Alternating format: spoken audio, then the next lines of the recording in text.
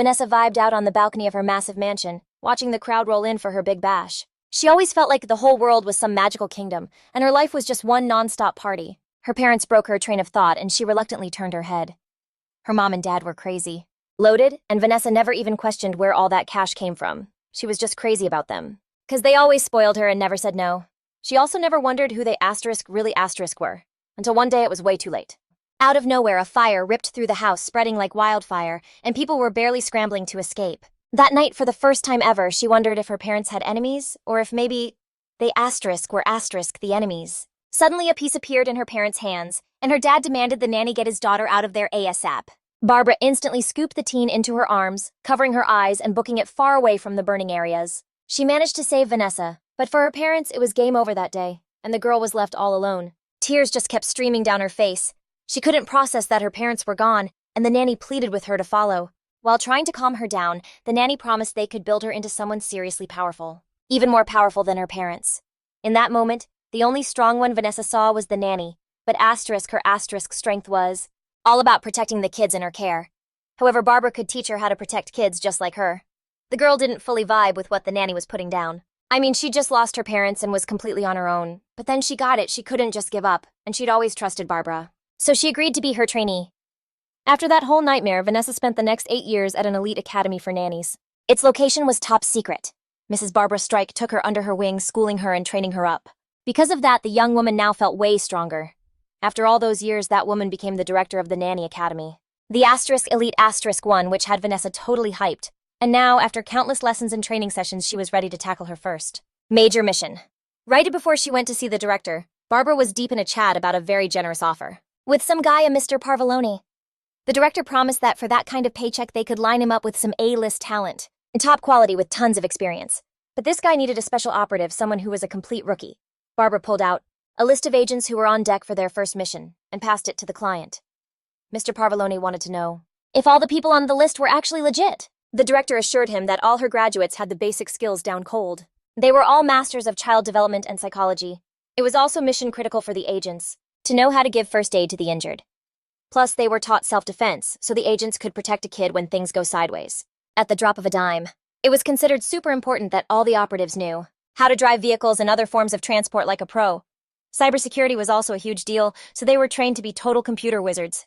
Barbara also name-dropped skills in home management, financial planning, politics, and a whole bunch of other fields. So the head honcho asked Mr. Parvalon why he was scouting for some top-tier A-list nanny. Oscar Parvalon had a flashback to like 2 weeks ago chatting with this dude who totally fessed up to messing up in front of the boss. And my guy swore he'd fix it, but Oscar was low-key, only vibing with the money books. You know, he was plotting. Dude was about to slap the guilty party with a fat bill and make him pay up. Then Mr. Parvalon was like he'd hit up Jack too when he needed him for his services, but then threw in that right now he was seriously jonesing for some more milk. Jack was kinda lost in the sauce, not really getting it, except that his kid Cody is obsessed with chocolate milk. And now Oscar's demanding Jack be his personal supplier. Right then, the little dude rolls up to Oscar, and he's kinda curious why the kid's all jittery like a squirrel. But then the little guy squares up, looking all menacing, and demanded double from Jack for his slip-up. Oscar then hit the kid with a, "Why aren't you being quiet like a mouse? Like you promised." But nah, the little sprout had his own list of demands right then and there. Jack crept over hands, shaking like a leaf, and offered up the milk carton, asking if it was still a thing.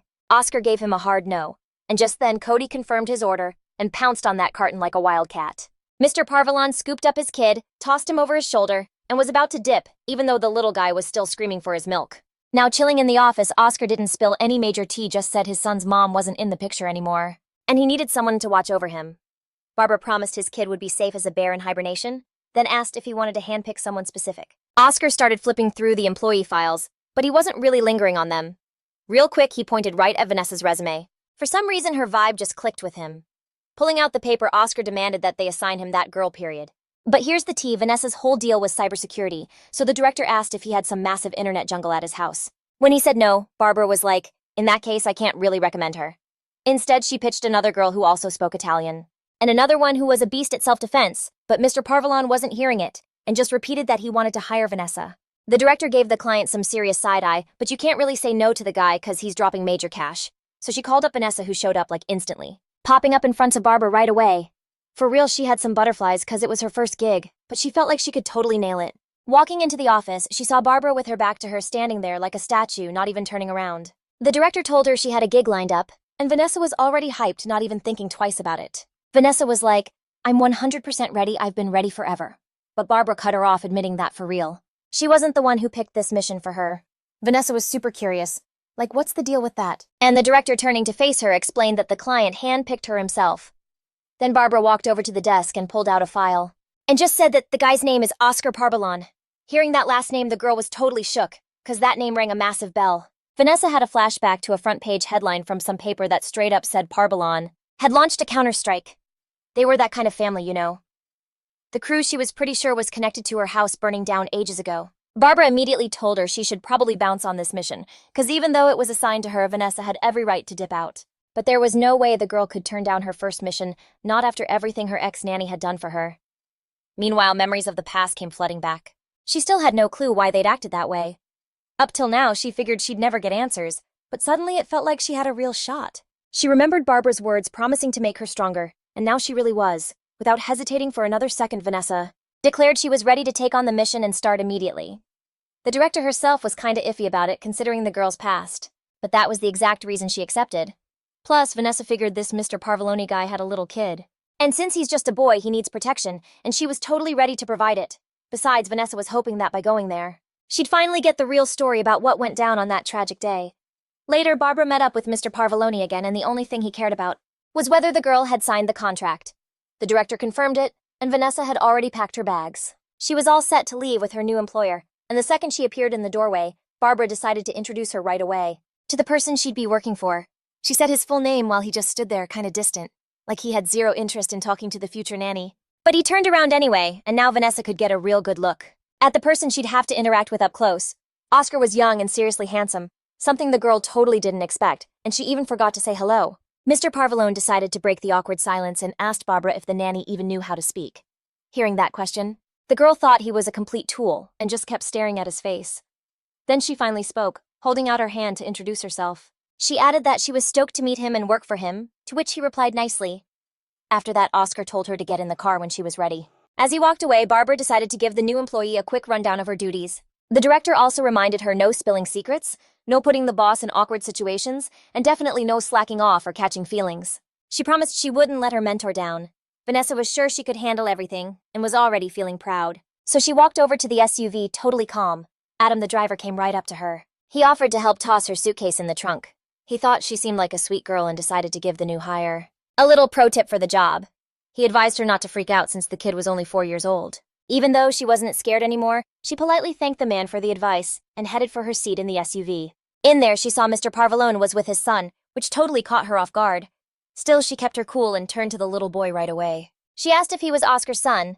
The boy introduced himself, saying his name was Cordell, but his dad cut in and clarified that everyone calls him Cody. Vanessa didn't forget her manners and said it was awesome to meet the kid. Cody told his dad he didn't trust that woman, and that she smelled like oranges. Vanessa had no idea why the kid said that. She even gave herself a sneaky sniff to check.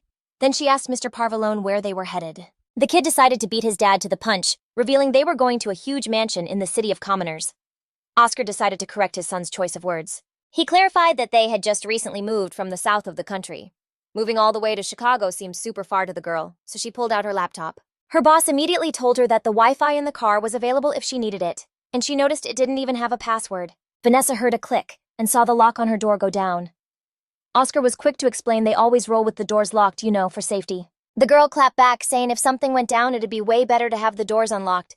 She hit the button, but Mr. Parvalone wasn't having it and locked it right back. Then he laid it out, if someone tries to snatch his kid at a red light, it's better to be locked down. Vanessa got his logic and dropped it. She went back to staring at her laptop screen, while Cody, on the other hand, asked if his dad caught a whiff of orange when he got near the new hire. She, meanwhile, was thinking, his Wi-Fi is wide open, but he's giving me a lecture on security. Then the kid peeped her laptop and asked what she was up to. Vanessa, not saying a word, hit a button, and the partition glass between them and the driver started sliding down. Adam turned around and asked the boss what he needed. But he didn't need anything, and Cody clocked that his new nanny was pretty slick and sharp. Then Vanessa hit the button again and the glass slid right back up. After that, she turned to Oscar and suggested he slap a password on the Wi-Fi, if he was so big on security.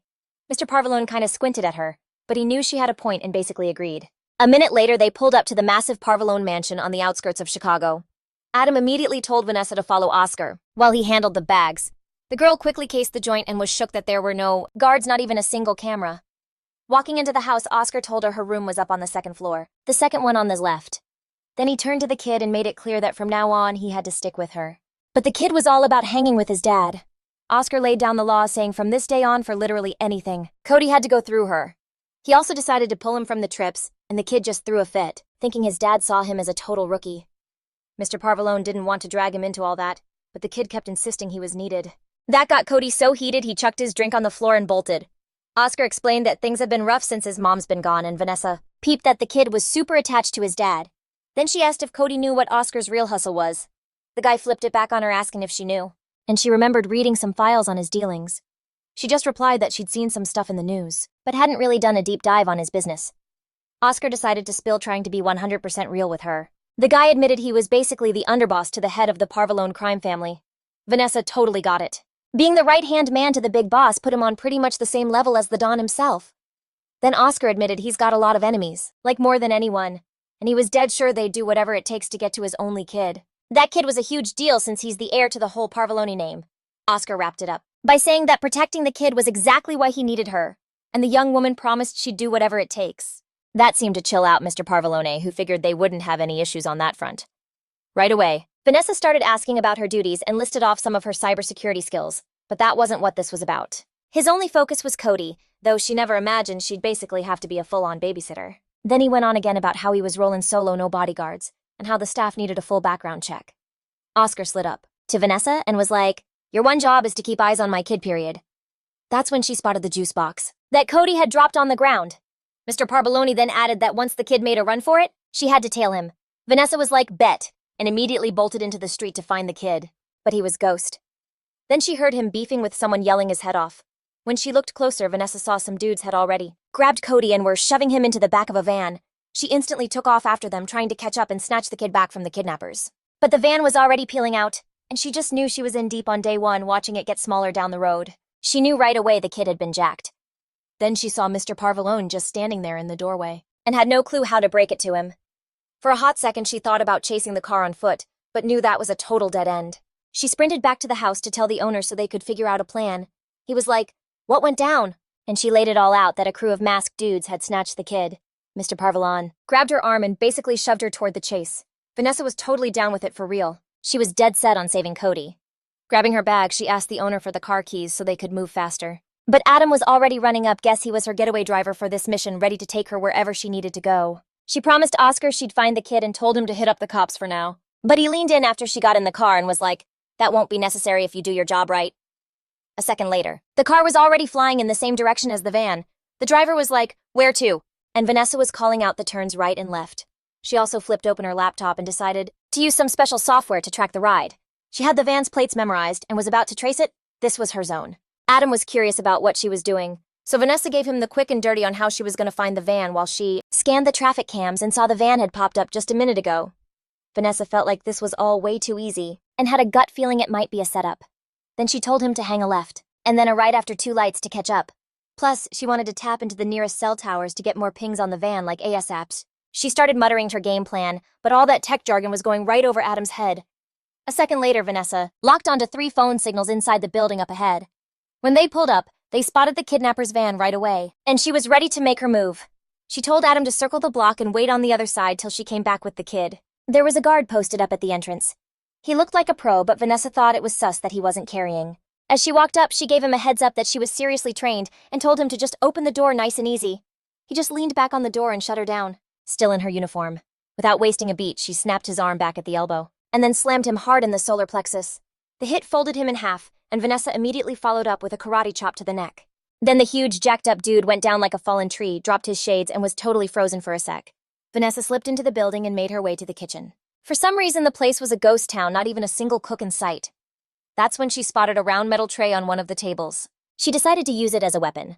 A little ways off on the opposite side was another door with a round porthole window, and peeking through carefully, Vanessa saw a dimly lit room where a woman and a man were guarding a tied-up Cody. Without a second thought, the girl slammed the door open. She busted into the living room, ready to throw down with the 2 goons, and you know they were ready for it. They squared up, getting into their fight stances, and Vanessa instantly snatched up the serving tray. She went to clock the dude with it, but he ducked just in time and she whiffed. Right away, the thug threw a punch at her. But she blocked it with the tray, and my guy felt his whole fist just shatter. While he was reeling back, Vanessa was already on him. She whipped her leg up to plant her heel in the other one's face, but the girl dodged it and shoved her leg away, getting ready to clap back. But Vanessa didn't even flinch and just straight up rocked her in the head with that metal tray. While those two were trying to shake it off, she didn't waste a second. She bolted over to the kid, and without even untying him, scooped Cody up. She threw him over her shoulder and booked it out of the building. From the van, the driver was hyping her up, stoked that she pulled it off. As soon as she got the kid in the ride, she held him super tight like he was her own. Then she started working on the ropes. She was trying to get him free, asking if he was hurt and how he was feeling. When she saw Cody kinda hunch over, it hit her. She remembered how shook she was after the fire at her place. Vanessa just pulled him into another hug. She told him it was all good now for real, and that he didn't have to worry about anything anymore. Just then, Adam coo. But she caught on real quick that his vibes were totally off. A hot sec later, she saw the piece pointed right at her while Adam was ordering her to get out of the car. Then he added that if Vanessa just dipped on her own and left the kid behind, she'd score a cool $2 million. That's when it clicked for her. This dude had to be in on it with the kidnappers, and was now trying to finish what they started. Adam made it clear he wasn't with those goons that Oscar had hired to get the tea. Vanessa finally got it, this whole thing was a test. Then the driver added that the boss wouldn't take his eyes off the kid, and that he couldn't just let this golden opportunity slip away. The girl jumped right in front of the kid, and promised him there was no way in hell she was gonna let him pull this off. But Adam kept pressing her to be smart and just take the money instead of ending up with a new hole in her head. From the corner of her eye, Vanessa spotted the open laptop and decided to make a play. While she kept yapping to distract the driver, she slowly reached her hand for the device and started fishing for the right button. After hearing the nanny say no for like the 10th time, Adam got ready to squeeze the trigger and take her out. Quickly, her fingers found what they were looking for, and without a second thought, she mashed the button. In that exact second, the windshield wipers kicked on, making a soft whooshing sound as they slid across the glass. It threw him off for a second, and he turned to check what was going on. That was all the opening Vanessa needed. And just like that, no hesitation, he hit another button on the laptop, and the glass wall separating the driver from the passengers shot up and clamped Adam's hand, who dropped the piece while the woman in the same beat snatched the kid and shoved the car door open from her side, and in the next instant, she bailed backwards, making sure Cody landed on top like a cushion so he wouldn't get wrecked, then popping right back up. She started booking it with the kid in her arms before Adam could bust out of the trap, all while keeping the kid chill, telling him they'd be home soon, and that he was a total champ. Getting closer to the house, Vanessa clocked Adam's ride, already chilling in the yard, and some seriously dark vibes flooded her mind. But then she saw that same driver, standing next to Mr. Parvalon like it was just another Tuesday. That's when Cody broke free from her and bolted to his dad. Well, it dawned on Vanessa that something was way off. Oscar just ruffled the little dude's hair and gave the nanny props for acing it, telling her she was officially hired. It finally clicked that even Adam's whole spiel was part of the messed up plan. But he was just playing his part. Mr. Parvalon pointed out he kinda botched it though, since Vanessa bounced before he could even pop a shot. And even though she was low-key fuming, she clapped back, insisting that for this exact reason, the car doors better stay unlocked. Period.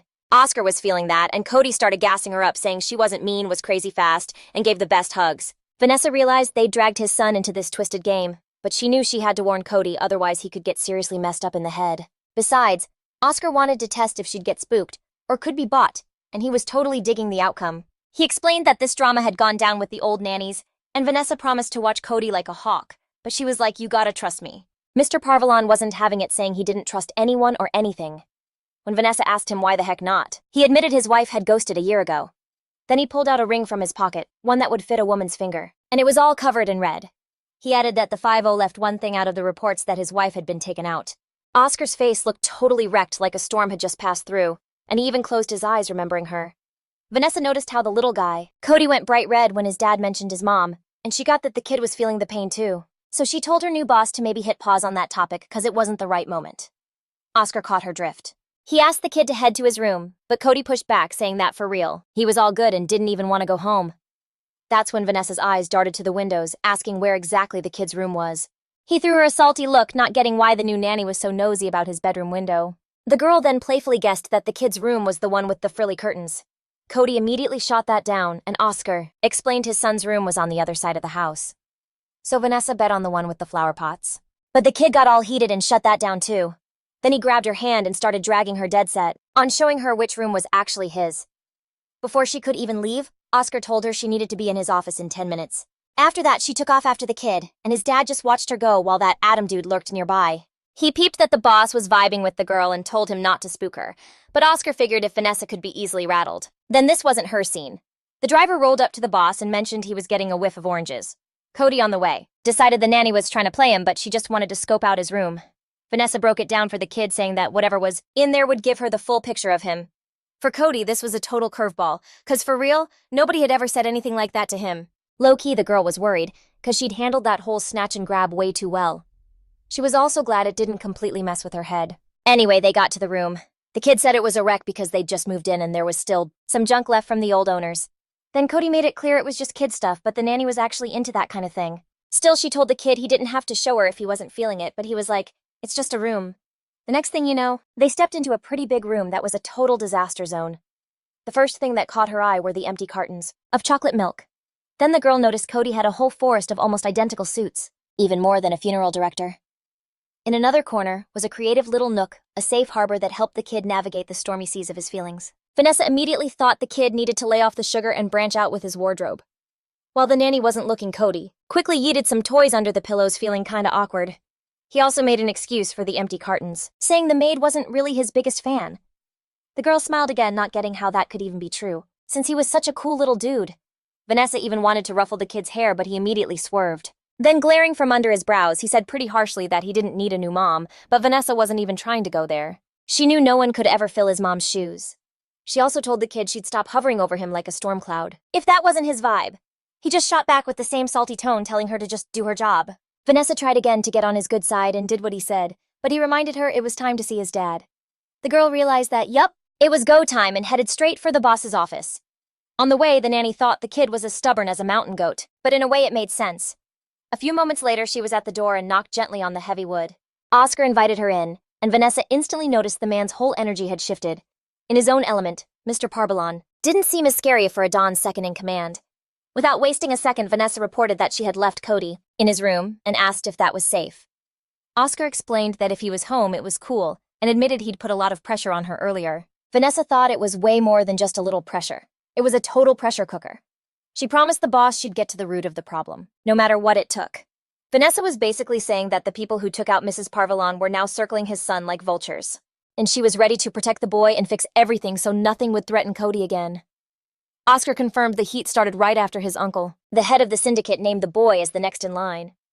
The girl pointed out that the contract didn't say anything about her family being in the line of fire. She also added that those kinds of duties were definitely not part of the contract she signed. Vanessa realized the boss hadn't read the fine print and decided to use it as leverage. Oscar reminded her that she'd studied self-defense, but she clapped back, saying she was fresh out of school and he should hire a total pro. Mr. Parvalon, though, wasn't having it. He insisted he'd hired exactly the person he needed. The girl didn't immediately catch his drift, so she asked him for the full story. For a hot second, she even thought the dude knew her backstory. She was sus that he knew she was there looking for answers, but Oscar just clarified that he didn't need anyone else and asked what her terms were, what the nanny demanded to stick around. Vanessa realized this whole mission was way more intense than what she'd signed up for, and he started throwing out compensation options. The guy first offered to up her salary, even though she was already planning to hit him with her own terms. While she just stayed quiet, Oscar kept sweetening the pot with different perks. Stuff like a house in Mallorca or some political hookups, but to Vanessa, all that was useless if she couldn't even pull this off. Nothing. It was seriously bugging her why he needed asterisk her asterisk of all people. So the woman asked the boss for an all-access pass to whatever she needed. Mr. Parvalon asked her to be more specific, and she was like literally everything since it would help keep the kids safe. This request actually seemed kinda interesting to Oscar, and her work vibe made it seem like she wasn't just in it for herself. But Vanessa was straight up saying she was just trying to survive this mission, so she wanted to use every tool in the shed. The boss had to mull it over since he couldn't just hand over a corporate account or any client data. The nanny said she wasn't interested in his business and promised not to snoop where she didn't need to. The whole chat started to seem more entertaining to Oscar, so he asked her again to get specific about what she was looking for. Mr. Parbalon was also wondering what the payoff would be for him, especially with how detail-oriented she was. After running through a few options in her head, Vanessa said she had an even more personal request. Then, after taking a deep breath, the woman asked the boss for a guaranteed glowing review, because she was literally risking her life for Cody. And if he was okay in the end, she wanted her work to get the props it deserved. She also asked Oscar to become a patron, a top-tier one for an elite nanny academy. After hearing Vanessa out, Mr. Parvaloni thought her demands were actually pretty tame. But she stuck to her guns and promised to make it happen within a year, when it was time to leave Chicago. But then Oscar gave the nanny a seriously threatening look. He made it clear that things would get real different if anything happened to his son. If that goes down, the girl would seriously wish she hadn't survived the mission. Not that Vanessa was the type to get easily spooked, but his words definitely gave her pause. The look on the boss's face was so menacing it felt like he might actually swing on her. But he didn't do anything like that. Instead, he just told her to make herself at home as she was leaving his office. She knew he was dead serious. You could see it in his eyes. Vanessa understood that a guy like that would make it slow and painful if she messed up. But whatever, she was well-trained and knew that elite nannies never make mistakes. Later, she ran into the driver in the hall, taking her bags to her room. She totally could have done it herself, but Adam figured she'd had enough drama for one day and said he was stoked she was staying. He carried the luggage up to the second floor. At the same time, he suggested she tour the place, adding that for the next year it would be her home unless something went horribly wrong. She watched the guy and couldn't figure out if he was on her team or not. Still, she took his advice and went to check out the place. Peeping the house, it was giving mini palace vibes, so she decided to wander the grounds and scope out the security sitch. Behind a nearby gate, Vanessa clocked the guard she'd already had a little run-in with. Yep, same guy. The same security dude she totally decked a while back when she was saving the kid by the hedge. The girl saw the fence was a solid 3 meters high and had barbed wire chilling on top, plus in a few spots. She spotted more guards, all built like the first dude. But as she kept walking, Vanessa noticed some chill spots too, like these little ponds. Still, this place where the kid supposedly played was not giving playground vibes at all. So she made a mental note to take the kid to an actual park sometime. Heading back inside, Vanessa went to find her room and saw it was crazy spacious, but she wasn't there for the bougie setup.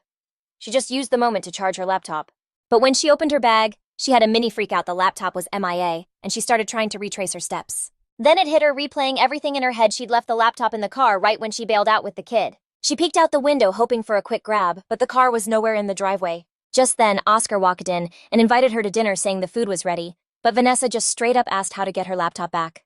The boss promised Adam would handle it. Then he asked about the kid and found out he'd decided to eat dinner in his room. She then asked if this was a regular thing, like if Cody never joined them for dinner.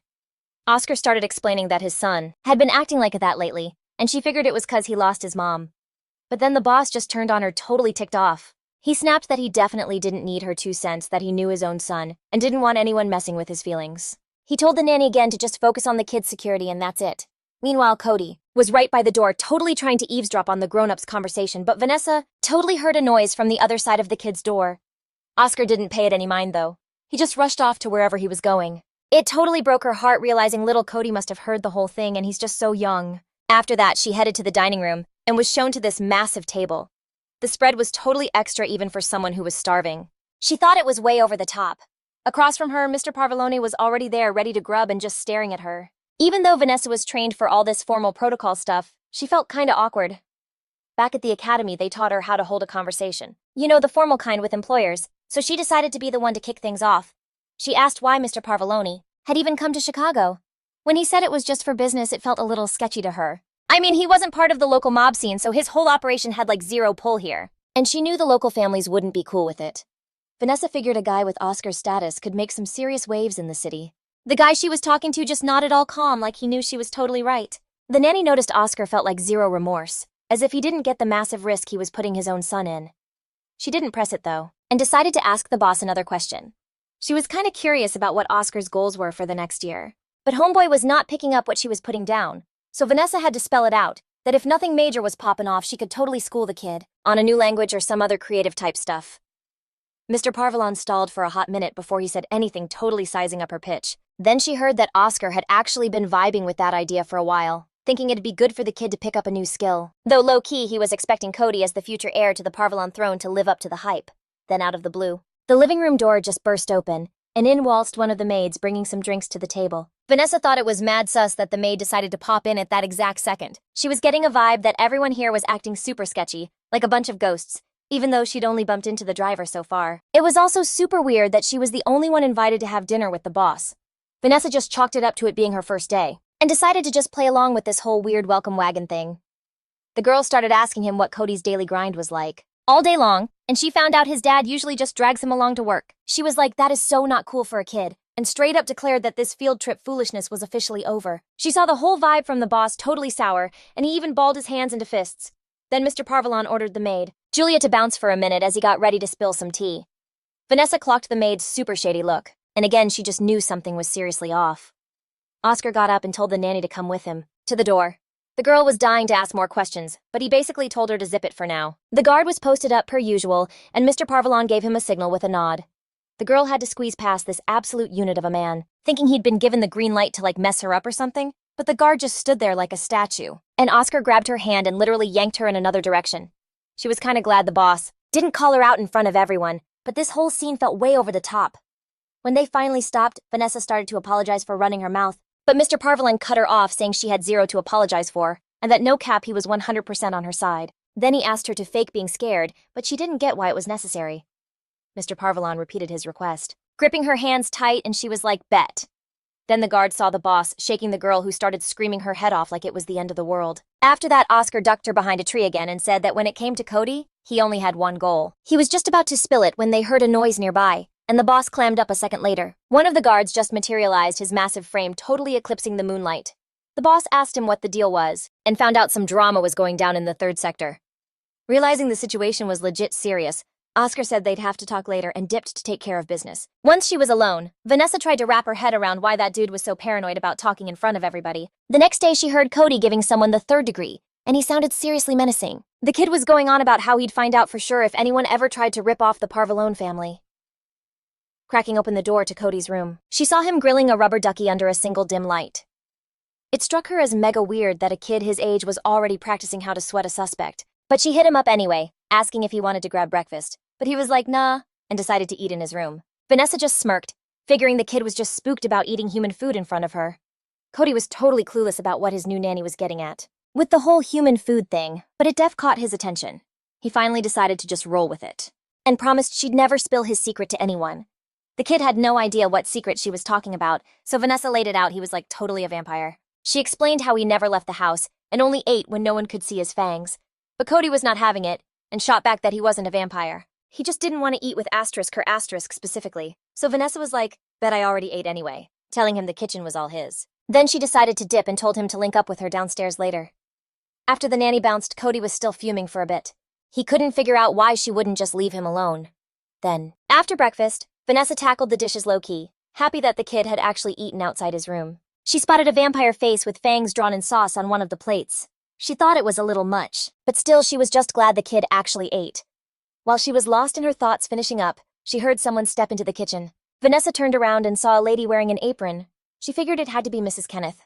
Right away, she asked what the nanny was doing in her space, and Vanessa explained that she was taking over Cody's breakfast and meals now.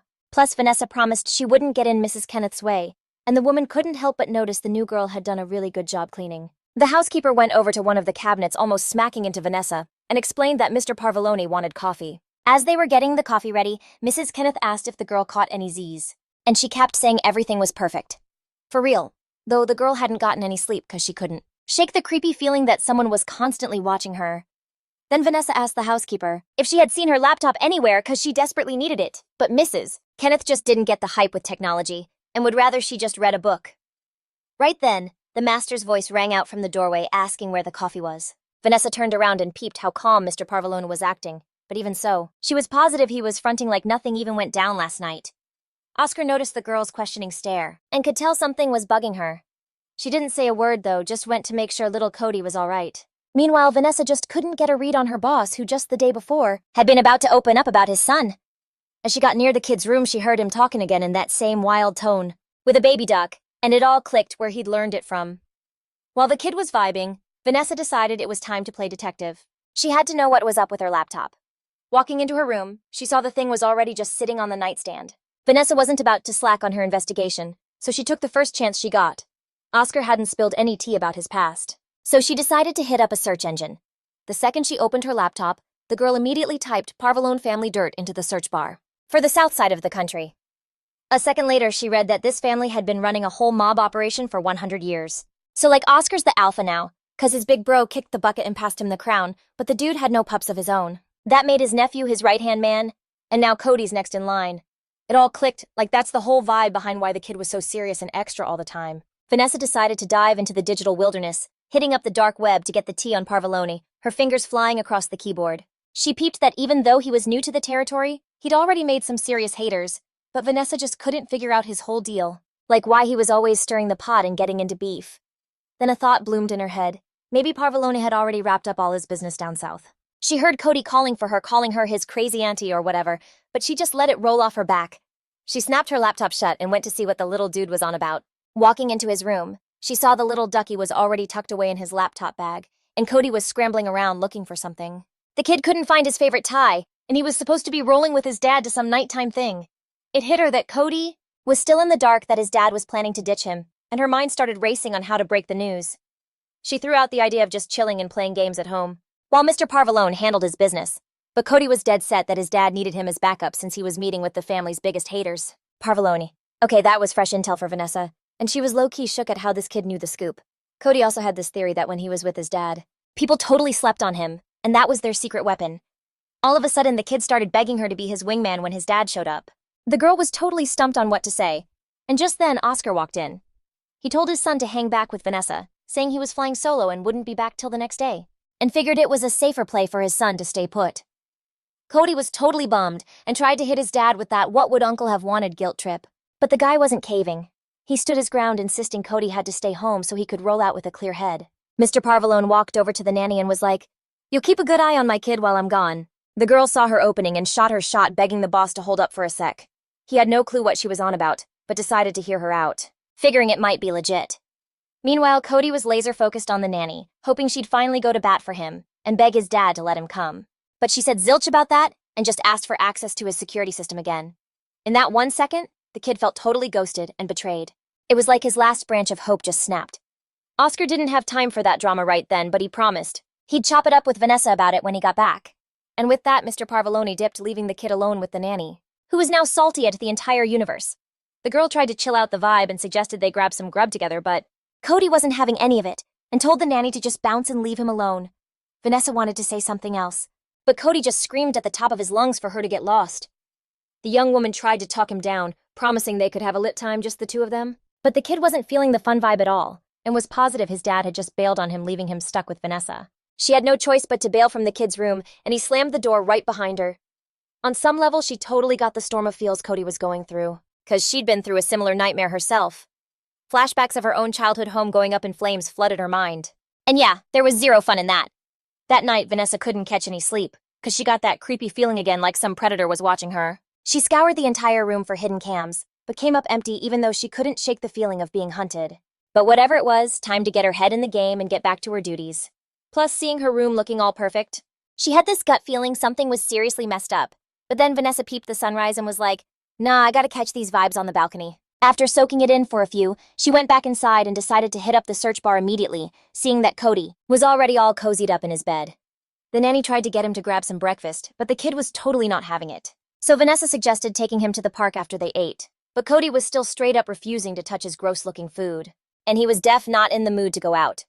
But then all of a sudden the park thing got his attention, and he asked the nanny to spill the deets. She told him about this dope outdoor playground, and mentioned there's also a zoo, even though it's kinda stinky.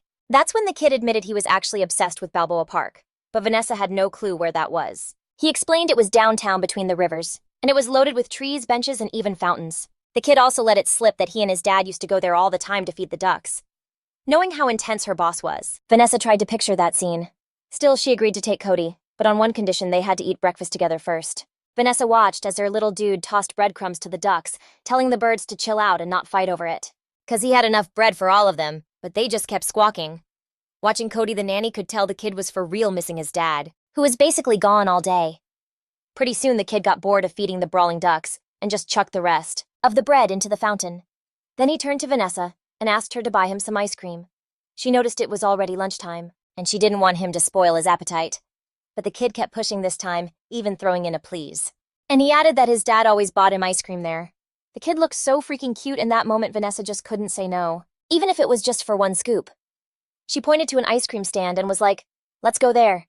But Cody shot that down, explaining that his dad always got it from the old town because they even had pistachio. Vanessa was like, "All right, bet," since the kid was so hyped for that flavor. So they headed over there. The area was totally packed with people, looking like a major tourist trap. When they got to the vendor, Vanessa immediately ordered a pistachio ice cream with chocolate sprinkles for the kid. She tried speaking to the guy in French, and based on his reaction, she realized her French needed some serious work. In like 2 seconds, the cone was ready, and the nanny pulled out her phone to tap and pay. Meanwhile, Cody was staring down that ice cream, totally dying to get his hands on it. But then out of nowhere, he looked freaked, and just bolted like he was being chased by a whole crew of bad guys. Vanessa barely caught a glimpse of which way the kid went before he vanished into the crowd. She instantly took off after him, trying to catch up, but he was gone. He just ghosted around the corner. At first, she was super confused, like why would Cody dip out on the ice cream he was just begging for? She tried calling him, but he wasn't picking up. That's when she started getting a bad feeling about where Oscar's son might be headed. Meanwhile, Mr. Parvalon was on his way to some big shot meeting, deciding to use the drive to just zone out and think. A little later, his driver let him know he had a video call coming in, and asked who it was. Adam answered right away it was his uncle wanting to chat. But Oscar was so not in the mood to talk, not even to him. He just asked what his Uncle Johnny wanted, cause it was kinda random for him to call in the middle of the day. The driver was out of the loop on the deets, but he advised not to keep his uncle waiting. Oscar was down, and told the driver to patch him through. Flipping open the laptop in the back seat, Mr. Parvalon got down to business. He smashed the call button and his uncle's face instantly lit up the screen. His voice had a vibe that was a little on edge. And Oscar immediately got the sense that something wild had just gone down, but he still asked for a status update on their whole operation. His nephew confessed they still needed to sync up with another squad. Johnny heard him out, and then pleaded with Oscar not to go full-on beast mode and start a war. He knew his temper was a whole mood. These Mexican cats were pros with the hardware, but were total noobs when it came to luxury swag. That was a weakness they could totally exploit, and the connects with the lumberjacks and the Chinese trade networks would also be super clutch. Johnny was totally stoked by the news, since they could finally put their stamp on the city's ecosystem. Besides, the Normans were antsy for Oscar to go clear the field. And Oscar promised to handle it legit. Uncle Johnny made sure to drop the fact that the future kingdom would one day belong to his kid. He also told his nephew to never lose sight of the pack leader this was all for, and Oscar swore again that he was all in. After that, Uncle Johnny told him to ping him when the stage was set, and then he asked about his son. Oscar gave him the quick rundown. He updated him on how things were vibing, and the uncle raised a glass to that little troublemaker. After the chat, an employee walked into Johnny's office in her robe. It looked like a modern art piece, and she announced they were good to go. That news totally juiced up the boss, who asked if they'd put up much of a fight. He got ready to bounce, thinking that maybe this time the story would have a different ending, even though he was craving a new plot twist. Listening to Johnny's same old tired script was getting mad boring and draining while the predators were on the prowl. Little Cody was pulling off his own mini-mission. He dipped on the Nanny dead set on finding some wheels to go see his dad. He had to book it for a hot minute until his lungs were basically on fire. But my dude didn't quit. It wasn't long before he hit the bus stop and rolled up on the first one he spotted. The driver let him know the bus was headed to the station bingo, the exact spot he was aiming for. He paid his fare and headed inside. He found a chill spot and sat down. Peeking out the window, he clocked Vanessa tearing down the street on the hunt for him. So he decided to go into stealth mode. At that moment, only one thing mattered: linking up with his dad like ASAP. From her perspective, Vanessa was treating it more like a game of hide and seek, since she had total faith in her tracking skills. Cody, who'd been trekking for a bit, noticed his legs were kinda puffy, so he stood up to stretch them out. A few minutes later, he'd already hit the right stop and hopped off the bus, but the second the kid stepped off the ride, he immediately spotted a familiar face right in front of him. 8 minutes earlier, the nanny, who was 100% sure she'd find the kid fast, started mapping out her game plan. She ran through the possible escape routes in her head, eyeing the bike rack at the stop. Plus, she knew that even if Cody booked it, his little legs wouldn't get him far. A bike was also on her radar. But she wasn't sure if the kid even knew how to ride. The best place she figured was a bus or a taxi where all he'd need was ticket money. Then she closed her eyes, trying to get a clearer signal on where Cody might have darted off to. On top of that, the kid probably had bolted down the fastest path to his target. She also remembered how he'd rummaged through her stuff like a raccoon to find the handkerchief so he could meet up with his dad. But that day, Mr. Parvalone decided to leave the kid at home for the first time in ages. And now the nanny was 100% sure Cody was heading out to find his dad and hang with him. Then Vanessa overheard some girls chatting about a little kid, rocking an adorable monkey onesie. The girls were stoked that kids could just safely ride public transport around here. Vanessa knew they were talking about Cody, and immediately asked which bus he hopped on. The girl, surprised, got a little defensive. But the nanny asked again, this time with a chiller vibe. So she finally admitted she'd seen the kid get on a bus headed for the station. The nanny realized he was going to the intercity train station about 15 minutes away. She was now ready to flex what she learned at that elite nanny academy. In a flash, Vanessa spotted a guy on a bike with a front basket, and a little dog was just chilling inside. She went up to him and asked him, super nicely, if she could borrow his bike. While the guy was distracted by the cute girl, he remembered his little pup was still in the basket. Vanessa got that they'd be heartbroken without each other, and immediately handed the dog back to its owner before she took off. She promised to park the bike somewhere, and then she was gone. The girl was tearing down the road, weaving past cars from both directions as they honked at her. When she hit the bridge, the traffic was a total nightmare, and she knew going around it would be a major time suck. So Vanessa decided to bust out her parkour skills, sliding down the side of the bridge and then vaulting right over a baby stroller. A few seconds later, she stuck the landing on the sidewalk, totally freaking out the pedestrians, but she had zero time to pay them any mind. She was laser-focused on catching the kid. Meanwhile, as the nanny was tearing it up on her bike, Cody was still chilling on the bus, getting closer to his goal. To him, the ride felt like it was dragging on forever, and he was getting super bored. In no time, Vanessa had already made it to the station. She was scanning the area for her bus, but the thing hadn't shown up yet, so she still had a second to ditch the bike. She found a low-key spot for the bike near the stop and walked the rest of the way. The girl had like one more minute before it pulled up. She braced herself to confront the little runaway. That minute flew by and the bus pulled right up to the correct stop. Cody, who was just sitting there, got ready to hop off, stretching his legs before getting down. The kid was totally lost in his own world, not suspecting a thing. He headed down the bus steps at the stop. Vanessa was already there waiting for him, and with a dead serious look, she got ready to talk to the kid. Cody was legit freaked out seeing the nanny right in front of him, having no clue how she found him so fast. The girl just leaned in. She got close and asked where he thought he was going all by himself. Then she grabbed him by the collar and warned him that ice cream was officially off the table. After that, Cody tried to squirm out of her grip, but it was no use. He got mad that she'd wrinkled his suit. Vanessa told the kid that a wrinkled suit right then was the least of his problems. He kept trying to break free, yelling for the nanny to let him go. Without even thinking, the girl gave his jacket a good shake and the kid instantly dropped. He landed right on his butt and felt a nasty jolt of pain. But now something else was bugging him more. He started screaming at Vanessa that he hated her, and she admitted that hearing it really stung. Cody just lost it, crying and curling up on the ground, still blaming his nanny, saying it was all her fault his dad didn't take him. But Vanessa was like, nah fam. Her whole gig was to keep the kid safe, and she straight up told him how sketch his moves were. The kid kept pushing it, saying his dad was flying solo and in deep trouble now too. The nanny tried to get Cody to chill. She was like, your dad's got a whole crew of bodyguards. But he was convinced they were all snakes. The kid yelled that after what went down with his mom. His dad just couldn't trust any of them. Cody just echoed what his Uncle Johnny said. Family is the only squad you can really trust. So he was just trying to have his dad's back. Vanessa got the picture the kid thought the bodyguards had totally let his mom get taken out on purpose. She tried to talk him down, telling him the guards gave it their all. But Cody wasn't having it, claiming she was clueless. Real talk, the girl had no idea how his mom was offed, but she vibed with how he was feeling. Still, Vanessa decided to prove to the kid he had it all wrong, and that for real she wasn't completely in the dark. She sat down next to him and kept it 100, admitting she wasn't like those other guards. She promised she'd have his back no matter what, even if it meant saving him from his own bad calls. She laid it out for him. He could hate her, even throw hands, but dipping on her was not an option. The kid pushed back, saying with total confidence that he'd keep trying to bounce. After that, it was dead silent for a few seconds, and they just stared each other down. Even though Cody was basically cornered, he caved and went back home with the nanny. After they ate, Vanessa, like always, was on dish duty while the kid asked to dip to his room. But obviously the nanny kept him on a short leash. He swore up and down he wouldn't try to bolt again, but the nanny wasn't buying it for a second. She wasn't going to let him out of her sight until his dad showed up. A little later, Vanessa tucked him in and dimmed the lights in his room so it was less bright. Cody was still wide awake, though.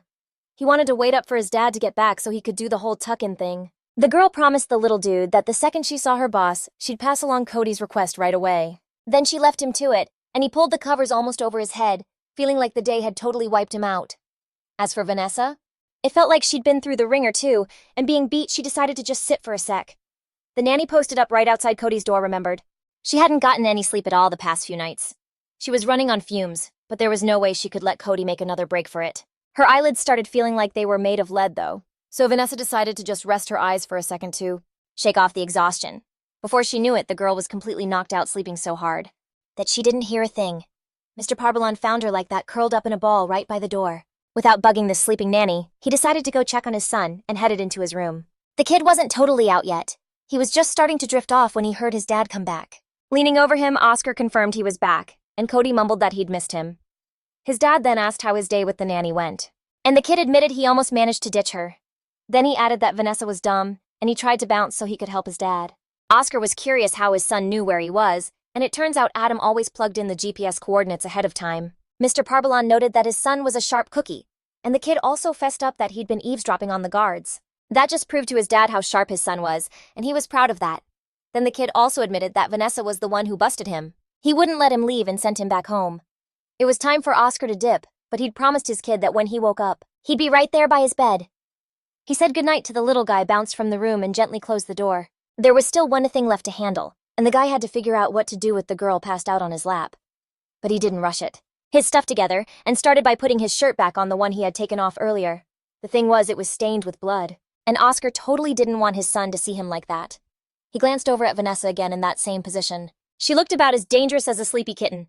Besides, Mr. Parvalon got that despite everything that went down, his son was safe. He leaned over the young woman and tried to gently wake her up, calling her name softly. The nanny heard her boss's whisper right by her ear, and opened her eyes, but she was still too weak to even sit up. Vanessa could only manage to turn her head towards him, realizing he was actually back.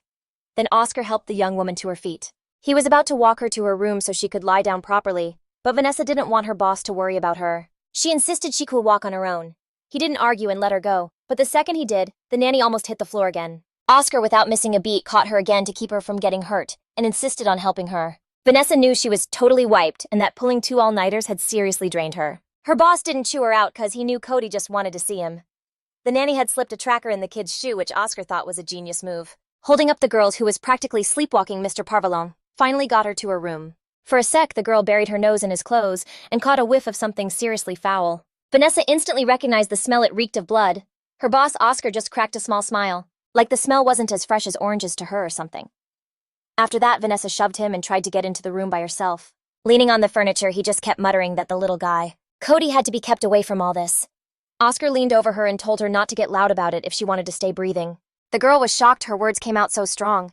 She was so exhausted she didn't even notice, even though she totally knows what she sounds like when she screams. Her boss didn't want to argue anymore and just told her to get some sleep, but there was no way she could sleep in that house. Even though she was about to pass out from exhaustion and was dying to get to bed, she tried to explain to her boss that someone was for some reason constantly watching her. The next thing she knew, the nanny was in bed, unable to say a single word. At that moment, only one thought was on her mind. She needed to sleep even just a little. He was low-key surprised that Vanessa had figured out she was being watched. He figured she had a good gut instinct, which he liked, since it would for sure be useful. He knew the girl still had a wild ride ahead of her, but he decided to let her sleep. The next day, Vanessa was so relieved she was finally able to get some shut-eye. And now she felt way less wiped. Then she remembered how Mr. Parvalloni walked her to her room and felt super weird about it. That night, her internal spidey senses were totally silent, which was super sus. Like Mr. Parvallon was the one person who should have been giving her major bad vibes, but after hanging with them for a bit, Vanessa was starting to get that her whole take on them was way off. Even Cody wasn't giving off damsel in distress vibes needing to be saved. And Mr. Parvalloni, the so-called MAFIA dude, wasn't a baddie either. She knew he was just trying to keep his kid safe like a papa bear. But for some reason, he'd brought him to Chicago straight into a hornet's nest, and the whole thing was making Vanessa's head spin. It was getting high-key obvious that something was sus, but she couldn't put her finger on what. Then her mind flashed back to that moment when the boss woke her up right at Cody's door. Just thinking about it made her low-key cringe. For actually catching feelings for a sec, she had to remember the Academy's #1 rule: no emotional attachments, period. There was zero time for distractions, so it was crystal clear to Vanessa she had to find answers, and she planned on hitting up the director for that full access. And this time she was gonna get it. She decided her heart needed to be straight up granite around these mafia types. Totally zoned out, she didn't even see Cody coming. He zipped past on an inflatable ducky moving like a blur and almost wiped her out. The kid was booking it so fast he couldn't even make the turns right, just bouncing the ducky off the corners. Vanessa knew she had to see what was up, and where little Cody was sprinting to. All the while, she was yelling for him to chill for a sec and talk to her. The chase led Vanessa to a backyard with a huge pool and a bunch of lounge chairs, and on one of them she spotted Mr. Parvallone. He was just chilling in the sun, totally vibing. His solid build and top-notch shape kinda threw her for a loop for a second. Oscar explained it was officially a pool day, and they were doing absolutely nothing else. Plus, he needed to recharge after all the drama last night. He'd spotted some random car near the entrance again. Oscar wasn't tired yet, and since he sometimes peeks out the window anyway, he saw the sus vehicle just posted up. That was the 3rd time this week that car had parked near his house. Mr. Parvalloni wasn't even that surprised that these mystery watchers weren't even trying to be sneaky about it. Meanwhile, he was mapping everything out on his own investigation board, connecting the dots on all the events. And pretty soon his work started paying off like a seed sprouting, and a clearer picture started to emerge as he stared at the map in his notes again. Oscar even thought he might have gone a little overboard. Then he went to check in with his little guy, who was totally hyped to hang out with him. Mr. Parvalloni promised the kid that tomorrow was all theirs for real. And now that they were chilling by the pool, Vanessa still didn't get why today was the big pool day. I mean, the pool was always right there in the yard. They could have jumped in for a swim and soaked up some sun literally any time. Then Vanessa saw Cody launch himself into the water from up high. He did a massive cannonball, sending a tidal wave of water splashing right over to Vanessa, almost soaking her. But she saw her opening with Oscar busy with his son all day and asked for system access again. She decided to start by running a preliminary scan for weak spots and suggesting some upgrades, but Mr. Parvallone just smirked and said she didn't have a clue. He slid his shades off, set them aside, and leaned in closer so she'd hear him loud and clear. Then Oscar said it again: today was their pool day. And nobody was supposed to do any work, period. Then he headed for the pool to cool off after baking in the sun for a bit. Vanessa still couldn't figure out what any of this had to do with her, since she wasn't exactly part of their fam. Right then, the driver showed up at the door and totally clocked that the nanny was seeing this whole scene for the first time. The girl figured it was some scheduled thing, But Adam made it clear that these days were completely random.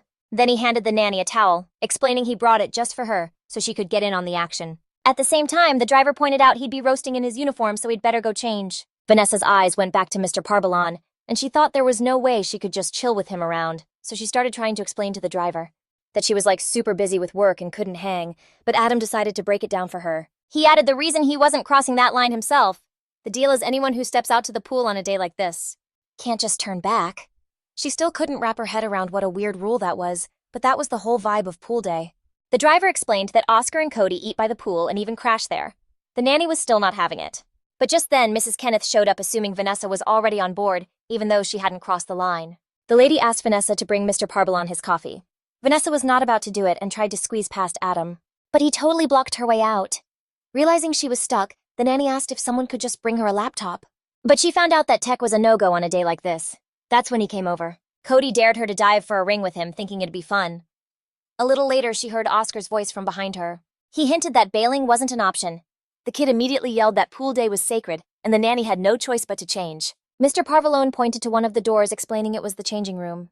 A little while later, suited up in her swimsuit, Vanessa realized her plans to get any answers that day were totally shot, so she decided to try and vibe with Cody instead, so he wouldn't be so cold to her. As she got to the edge of the water, she saw the kid holding 3 rings, and he invited her to play again. Meanwhile, Oscar was just sipping his coffee, totally watching everything his son and the nanny were doing. And Vanessa was ready to jump in, and she was going to do it with a little flair. In a flash, her arms were windmilling through the air as she dove straight for the water. Parbalan watched curious as the young woman pulled off a perfect dive, and a few seconds later, after the nanny went under, she popped back up with a ring in her hand. Cody immediately asked if his dad saw the whole thing, and he nodded. Then the kid told the nanny he was totally going to snag the next ring before she could. The next second, they were both underwater, scrambling to get to the ring first. When he came up for air, the kid noticed something was definitely missing while they were underwater, and he was so focused on grabbing the ring, the nanny swiped it from him.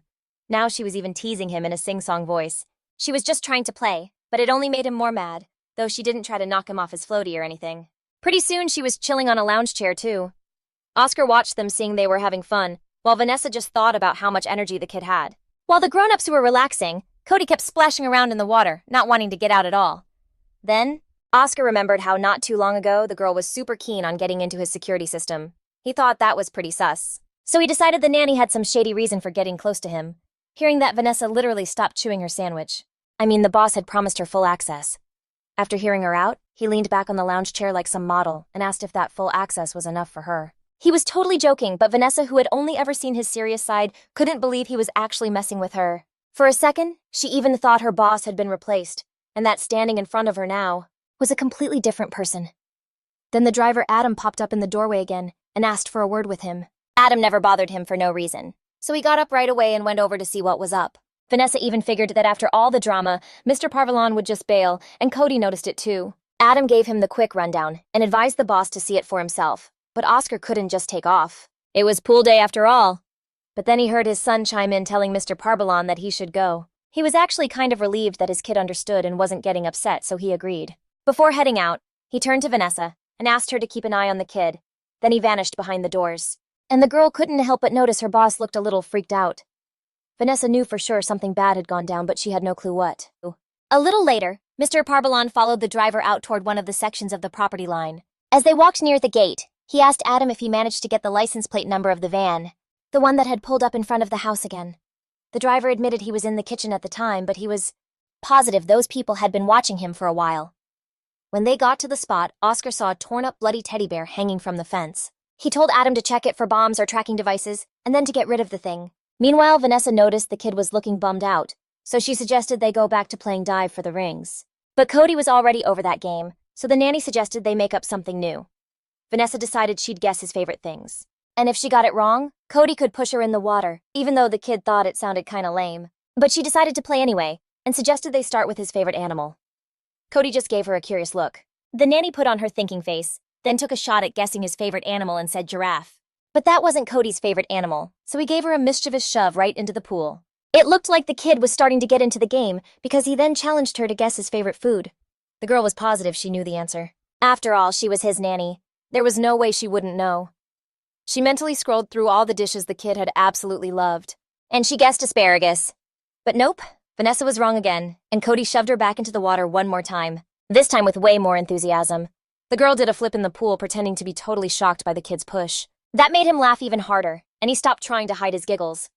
Then he admitted to the nanny that she wasn't as lame as he'd first thought. The young woman spotted Mr. Parvalan over Cody's shoulder and knew he was back for something other than another swim. Seeing the look on his nanny's face, Cody turned around and was genuinely stoked that his dad was back, even though he totally needed her. Anyway, Mr. Parvalan told his son to hit up Adam if he was still down to swim. And you know our girl, she didn't waste a second and bounced from the pool like instantly. I mean, she was dying to know the tea, so she straight up asked the boss what was going on, but he wasn't about to spill in front of his kid. He yanked the towel off his neck, chucked it right at the nanny's face, and was like, "Be in my office in 10 minutes and be dry."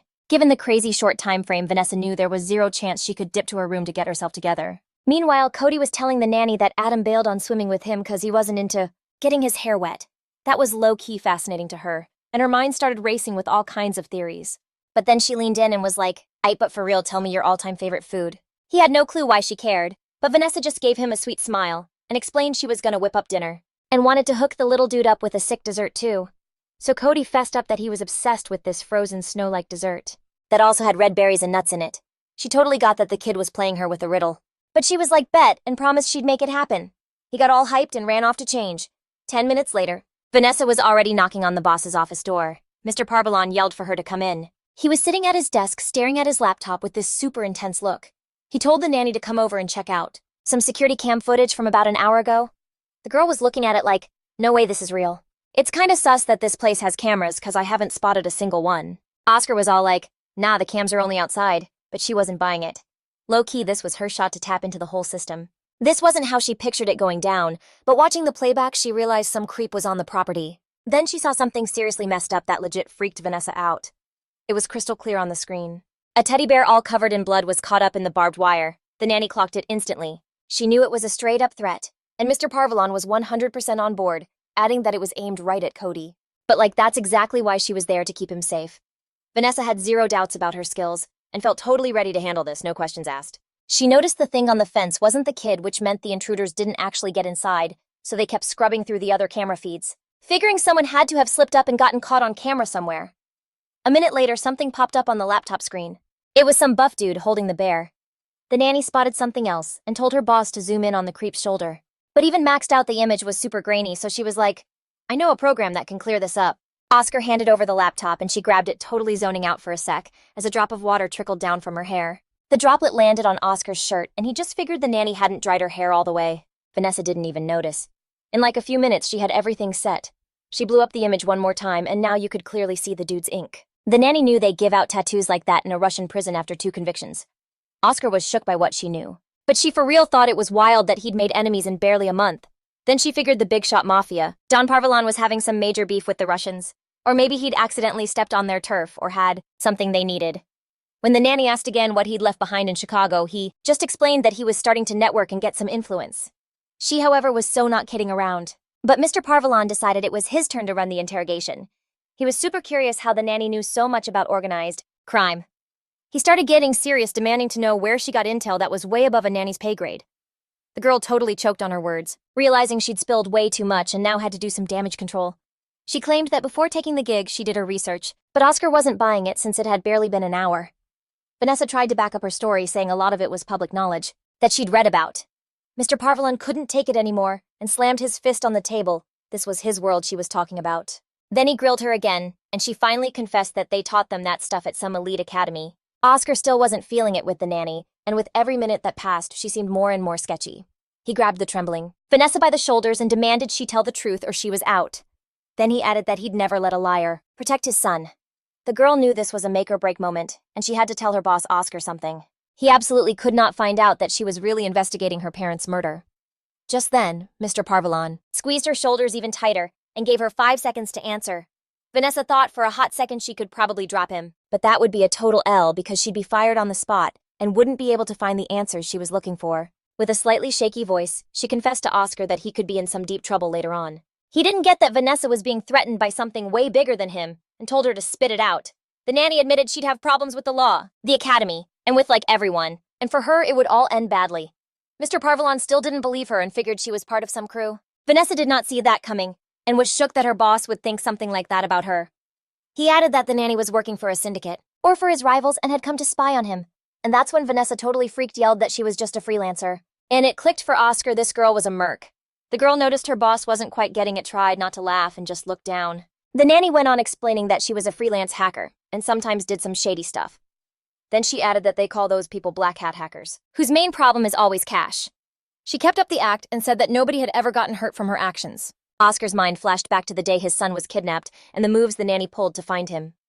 She also started to explain that her line of work wasn't that complicated if you knew the tricks of the trade. Vanessa wasn't rolling with any criminal organizations, syndicates, or crews. She just chills on darknet forums where you can dig up literally everything on those groups. Oscar was intrigued and asked if her director knew about this, and the woman begged him not to tell Barbara anything. Watching the boss's expressions, Vanessa noticed he was starting to trust her again. He promised to keep it on the down low, but his face had a look that Vanessa did not vibe with at all, and she wasn't wrong, because right then Mr. Parbalon, he hit up the nanny to track someone down for him. Danes figured it'd be a piece of cake and was like, "I'd who we looking for?" Without even saying a word, Oscar just grabbed the laptop and pointed straight at the perp he wanted to find. That was no biggie for Vanessa, but to get the job done, she needed a copy of the video file. Oscar slid her a tablet with all the necessary files and gave her the green light to get started. Meanwhile, he was going to personally watch his kid. As she dipped out of the boss's office, the girl was tripping on how fast he trusted her. Either way, she was down for whatever gig he threw her way. In exchange for her silence, Mr. Parbalon also hooked her up with a tablet tapped into his network. 'Cause for real, you don't just hand that kind of data over to some hacker. And the nanny figured she could run another test. The girl swiped the screen, unlocking it, her mind still racing. If she were in his shoes, she would have given the hacker access to the data and then just watched to see what they'd pull. That's when she spotted a program logging everything she did on the tablet to another location. Vanessa decided not to let her boss down and got to work. She was going to do whatever it took to impress him. For her, this was a super easy task, more like putting on a show. Meanwhile, down south in the head honcho's office, Johnny hit up one of his trusted crew members, a guy named Simon. The dude looked super stressed, saying some problems had popped up. At first, Johnny thought the guy was talking smack about his fit. But that wasn't it, though. He did slide in a comment about maybe switching up his style to something more chill. Honestly, Johnny couldn't care less and totally annoyed spit a sunflower seed shell into the bowl. Simon could tell his boss was ticked off, but he still had to spill the beans. He was getting tired of just staring at the shaky employee and ordered him to break down what went wrong. So Simon fessed up that the mirror program picked up some weird data entry, but Johnny was like, "Dude, English please." So he clarified that apparently Oscar had found his spyware, but Johnny knew for a fact his nephew wasn't some kind of tech whiz. At least not enough to sniff out that program so fast. Then Simon added that you could see background apps running on the tablet, and Oscar might figure out what the boss was digging for. Still, he didn't see the big deal since he made it just for his fam. Still, the employee was worried Oscar might accidentally delete the spyware, but Uncle Johnny was positive his nephew wouldn't pull a move like that, and went back to spitting sunflower seeds, nervously tapping the can on the table. Even though he didn't seem super hyped, Johnny was dead sure Oscar wouldn't mess with his plans, no matter what they were. The boss had just taught his nephew a lesson he wouldn't be forgetting anytime soon. Meanwhile, Vanessa kept clacking away on her laptop, starting the search for info. Her plan was to set up a web-based facial recognition scanner and scale it up if needed. She was confident that the bad guy's mask wouldn't be able to fool this program. Even if this person was living off the grid, they'd pop up on a camera sooner or later. While the search was running, Vanessa decided to go check on Cody when all of a sudden, an alert went off signaling a match. The girl thought it was kinda sus that it all went down so fast. Like crazy fast, but she had to see what the comp had dug up, and boom, there was a pic of this dude, who was flexing and striking all these poses for the camera. Vanessa saw that this creep even had his own Facebook profile, which was wild. The guy had zero shame about filming himself and was constantly dropping pics and vids. Scrolling through his stuff, she felt like she was onto something and started digging deeper. Meanwhile, Cody was scoping out the street from the window, trying to see what was going down. He spotted Mrs. Kenneth carrying a bottle of cleaning spray and a towel heading somewhere.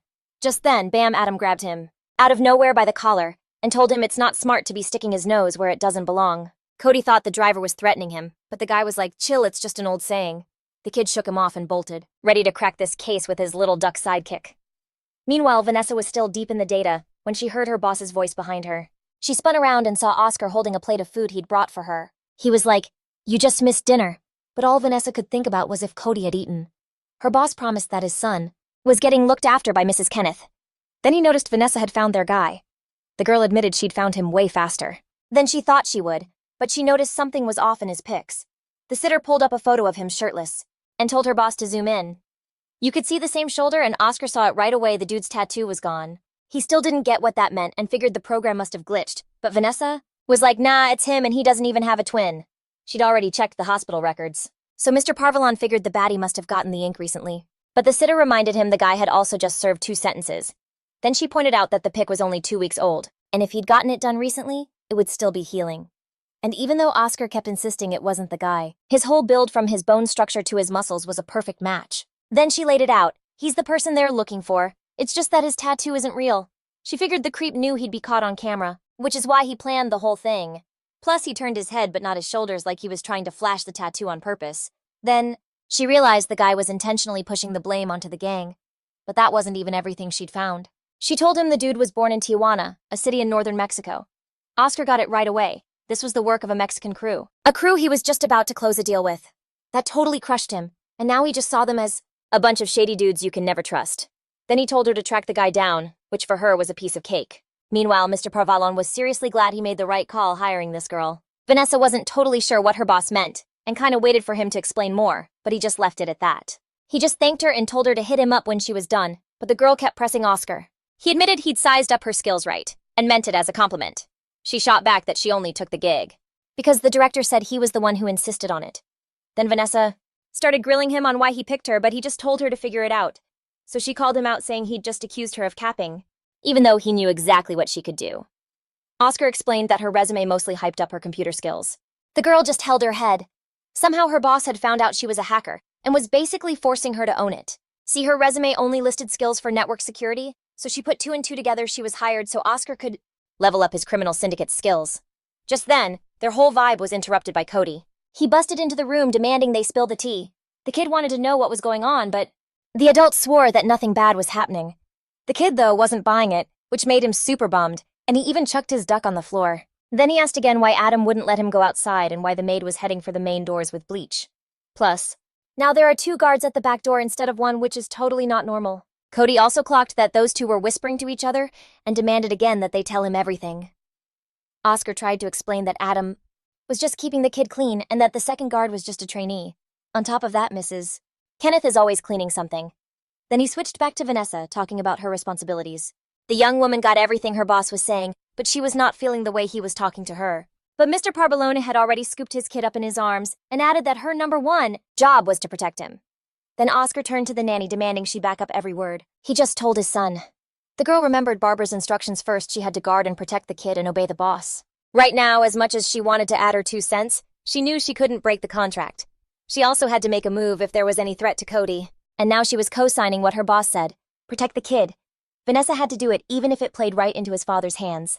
For real, the whole situation felt sketchy, but she was focused on Cody, and this top-tier nanny was ready to shield him from anything. Putting all her energy into it, she tried to ignore the fact that Oscar could totally use situations like this to his advantage.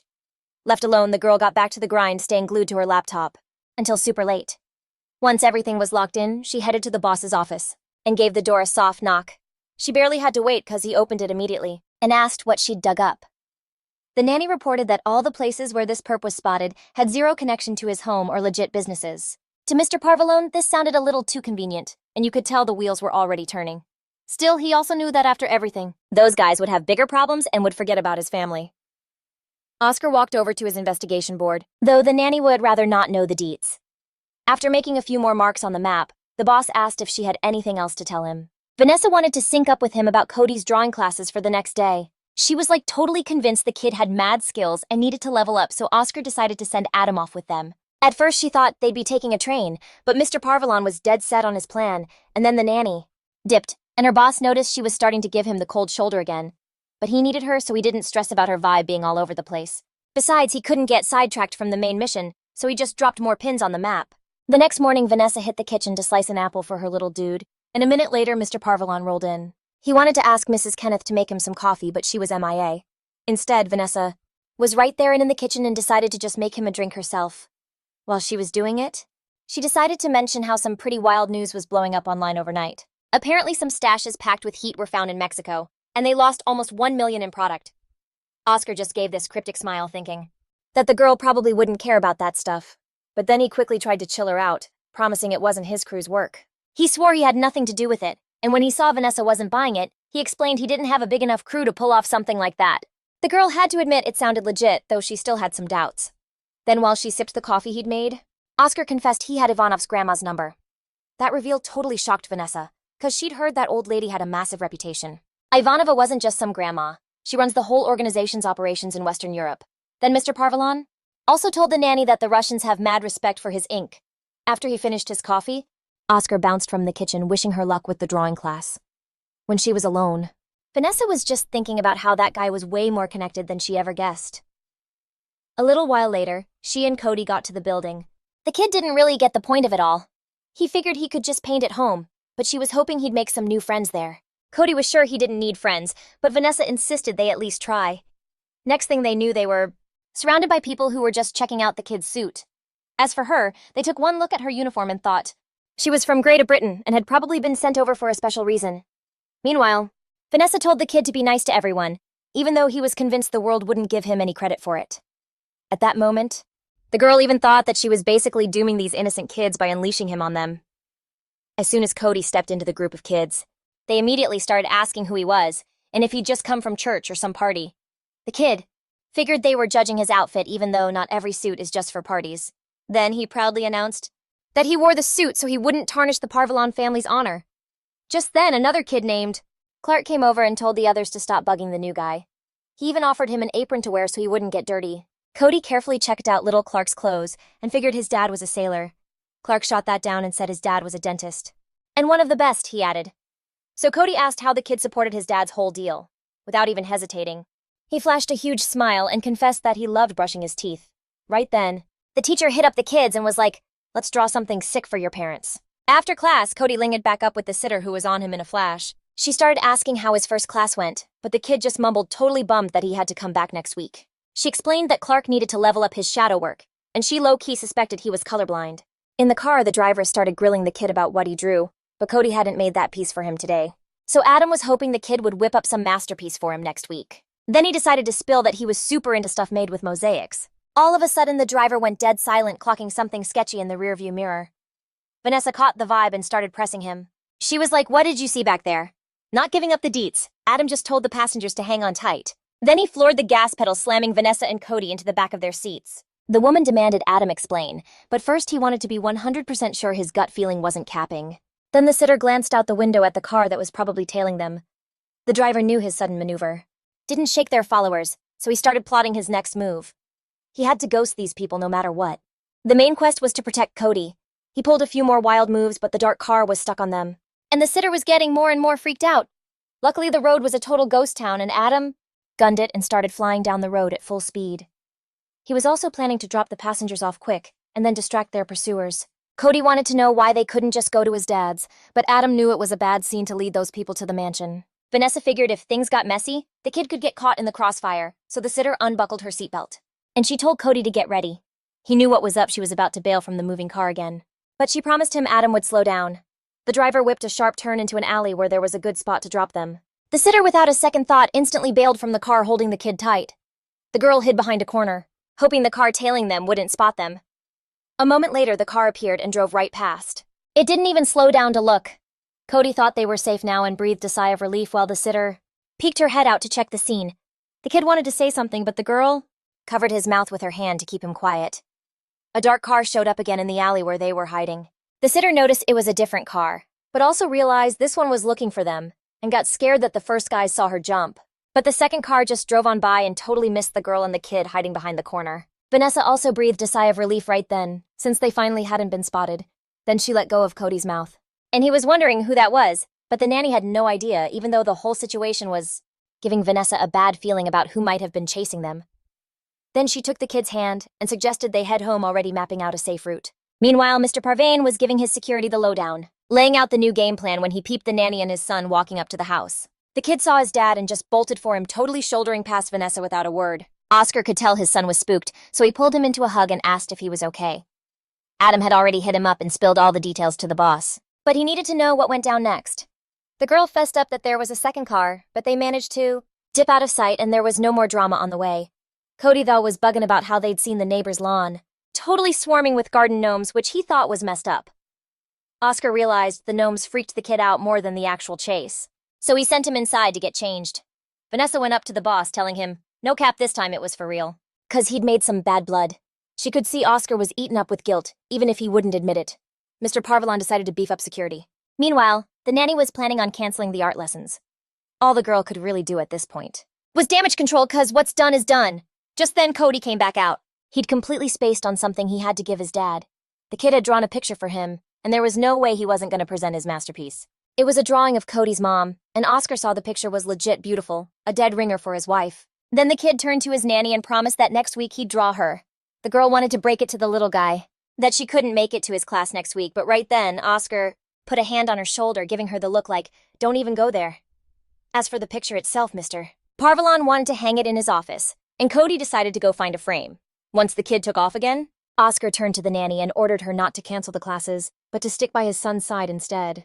Of course, the girl couldn't exactly argue with him even though she wanted to, since all she cared about was the kid's safety. So she went about her business, and Mr. Parvalon got ready to make a call. He dialed up his uncle's number. He waited for the pickup on the other end and got ready to talk. The call from his nephew, totally out of the blue, was a bit of a surprise for Johnny, but the kid needed backup. He asked his uncle to send over Nick and Anna, even though they'd agreed on a skeleton crew before Oscar explained that the whole city was turning into a pressure cooker. And he was dead serious about needing those two now. Johnny got the picture. It was about the beef between the Eastern crew and the Southern outfit, and he was hoping his nephew wasn't caught in the crossfire. But Oscar swore he wasn't getting mixed up in that business. It's just that what the crews were doing was making major waves, and he needed more eyes and ears. In response, Johnny offered his nephew a doctor, but he didn't have any cleanup jobs for her, and besides, he figured the doc would find her own way to be useful, and that she didn't really need to be on site. So the uncle was like, "I'd bet," but Nick and Anna still had some loose ends to tie up and couldn't get there until next week. After they squared it away, Johnny didn't forget to ask about Cody. When the call ended, Oscar had a feeling his uncle already knew about the chase, and at the same time his mind was on the Southern crew. Then he peeped the driver pull up totally gassed and got the word that he'd dipped on those people too. He hit up the boss about Cody, who confirmed they were safe and back at the crib. Oscar gave the driver props for handling his business, but the guy just said he was doing his job. Adam chimed in that they really owed Vanessa, calling her a straight-up champ for bailing out of cars. The driver thought the boss totally lucked out with her, no matter where he found her. But Mr. Parvalon was like, nah, luck had nothing to do with it. He was just trusting his gut. Glancing up at the house window, Oscar noticed the nanny was there watching him right back. As night rolled in, Vanessa got comfy in bed with her tablet and stumbled onto something else. There were no files on Oscar's network that were older than a couple of months. There was also zero mention of any fire in his family's past, and she figured the data probably got wiped on the regular. It seemed kind of pointless to even be in the network, but then she was like, bet this whole operation has to be stashing its data somewhere. Maybe the data wasn't even saved on site. Her fingers started flying across the screen again. A little later, Vanessa remembered the mirror program. She figured she could use it to try and access the data. I mean, it was a no-brainer that if the files weren't on the network, it meant they were being beamed somewhere else for storage. So she slipped back into her full-on hacker mode, just to find out where that data was flowing. After some serious grinding, Vanessa finally struck gold. She found a much bigger network, a whole digital jungle with massive firewalls and ghost IP addresses, but it looked like Oscar didn't have access. Still, she decided to figure out who was pulling the strings and collecting the data through the mirror program. She decided to start by cooking up a little gift for these mystery data collectors. A week later, Vanessa rolled back with Cody to the drawing class and told him to act right, but the kid straight up refused, saying he couldn't just act right, because he was, in his words, simply magnificent. She'd been clocking his unbreakable confidence for a while, but she was really hoping he wouldn't blow it. Walking into class, she immediately tossed the apron to Clark so he wouldn't mess up his clothes. That's when Cody noticed this kid was wearing a full-on gardener's outfit. And the kid explained his mom picked out all his fits. Then some dude with a mustache holding a paintbrush walked into the classroom and told the kids to introduce themselves. At that exact moment, another nanny came up to Vanessa. She asked how long Vanessa had been working and was totally shook when she found out it had been barely 2 weeks. I guess 'cause the girl in the uniform looked like a total pro. This nanny Olivia had been with the same family for 8 months, but the kid she looked after still hated her guts. After drawing, Olivia had to drag him to piano lessons and then to tennis. And the whole time the kid would just cry. The girl she watched wouldn't do her Latin homework either and would only eat yellow food. Plus, the girl always called Olivia by the old nanny's name, and Vanessa could tell how much that sucked for her. Still, she had her own drama to deal with, like running and hiding from people literally chasing her. But even so, Vanessa saw the good moments in her job and always tried to keep the vibe positive. Then, completely out of nowhere, the glass on the classroom window shattered into 1,000 pieces. Shards of it just flew everywhere. And some of it got Vanessa in the face, but she was way more worried about Cody not even thinking twice. She booked it to the classroom and saw some dude already holding the baby threatening everyone else with a piece. The other kids were totally freaked and immediately started bawling because they were way too little for something like this. Vanessa didn't even flinch and started charging, ready to take down the villain who dared to pull a move like that. But when he saw the nanny coming, he ordered her to freeze right there, otherwise the kid was gonna get it. The girl stopped, but was still begging him to let Cody go, telling him he was hurting the kid who was screaming hysterically for his nanny. Realizing she could get jacked up too, she noticed something and then bam, a shot rang out, followed by blood pouring from Vanessa's hand. It was Olivia who decided to handle it her way and take the pro nanny out of the picture for good. Then she fired again, and this time Vanessa hit the floor, not moving at all. The guy with the kid tried to dip out fast while Cody screamed for the nanny, thinking she was a goner. Olivia caught up to the creep and told him to fall back so the family's driver wouldn't see a thing. Just then, Vanessa started to come to, even though her head was totally spinning. Getting up, she staggered down the hall, leaning on the wall as she tried to track down Cody. Adam showed up. He'd heard the shots and managed to catch her right before she collapsed. She asked about Cody, but when Adam saw she was hurt, he decided to stop the bleeding first. Vanessa just played it off like it was a scratch. Then she whipped out her phone, which had a signal tracking the kid's location. Right then, he was underground near the river, and the driver suggested they send the geolocation to Mr. Parvalon ASAP. Meanwhile, Adam was patching up the nanny's hand, but she suddenly refused to wait for her boss to show up. She decided to go find Cody right away, telling Adam to catch up with her later. The driver kept insisting she wait, but she was already sprinting toward the nearby tunnel. Besides, Vanessa knew she'd get there faster on foot, because she couldn't stand to wait to find Cody. A little while later, she got to the tunnel, but some great doors were blocking her path. They were locked with an old, rusty, and heavy padlock, which made the whole situation even more of a mess, but the girl decided to test it. How much power she had, and immediately slammed her foot into the lock. Luckily, it was so rusty that it shattered on the first kick, and Vanessa was in. She was almost there, and wanted to end it fast, but everything was still a blur. Moving a little further in, she saw the boy tied up with rope, and he immediately yelled to warn her of the danger. Right then, the guy who'd taken the kid appeared and shoved the gun in the girl's face again. But she decided to use her skills, no time to waste, and instantly grabbed his hand, then squeezed it harder with one of hers. And with the other, she torqued his fist hard to snatch the weapon. Now she was the one with the heat, telling the bandit to stay put or he was toast. Suddenly she heard Olivia's voice claiming that was her line. Vanessa immediately spun around to face her, but the bad guy's girl warned her not to do anything stupid, or the kid would pay the price. The girl started asking who they were and what they wanted, but Cody yelled out that it was a Mexican crew. The kid was also sure that those guys wanted revenge on his dad for being the top dog. Olivia revealed that Oscar decided he was taking over their biz in this zone, but the kid just yelled back that they were only opening a shop and told the goons to back off. Just then, his dad's voice cut in, calling it a hell of a speech, and all eyes snapped to Oscar. He wasn't rolling solo. Nick and Anna were right there with him, and now they were ready to handle business personally. Vanessa had never seen him before and shot a look at Mr. Parvalone, asking who they were. Meanwhile, she noticed these guys looked like total pros, like they knew exactly what they were doing. Anna muttered something about them getting into a mess on day one, then squared up ready to throw down. Nick spotted Cody, his favorite little gangster, and tossed a few sweet words his way. Mr. Parvalone chimed in that he'd really missed those two and their whole vibe. The head bad guy started screaming at them to go back south, yelling that this city was already taken, but Oscar wasn't buying it, especially considering they couldn't even hang on to their own weapon stashes. All this time, Vanessa was watching them, and realized her boss was just trying to get under their skin. Olivia added that even if the crew was with Oscar now, they'd flip on him sooner or later. Cody just yelled back that they'd do whatever they wanted, and that chick would see what happens to her enemies. Then Olivia tried to threaten the kid, but Vanessa stepped in, instantly telling her she wouldn't lay a finger on him. It hit her that they had no intention of actually shooting to kill. Otherwise, they would have dropped her the second she walked in. Then Vanessa put it together. This place was their main HQ.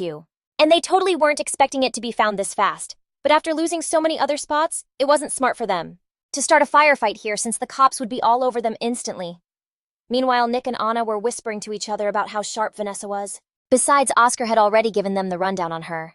But the thug Olivia wasn't having any of it. She snapped and ordered the nanny to shut her mouth. For his part, Mr. Parvalone, who was just watching the whole thing go down, decided to make an offer. He suggested they put the guns away and settle this like civilized gangsters. Nick pointed out it was just 4 against 8, plus they had an injured nanny.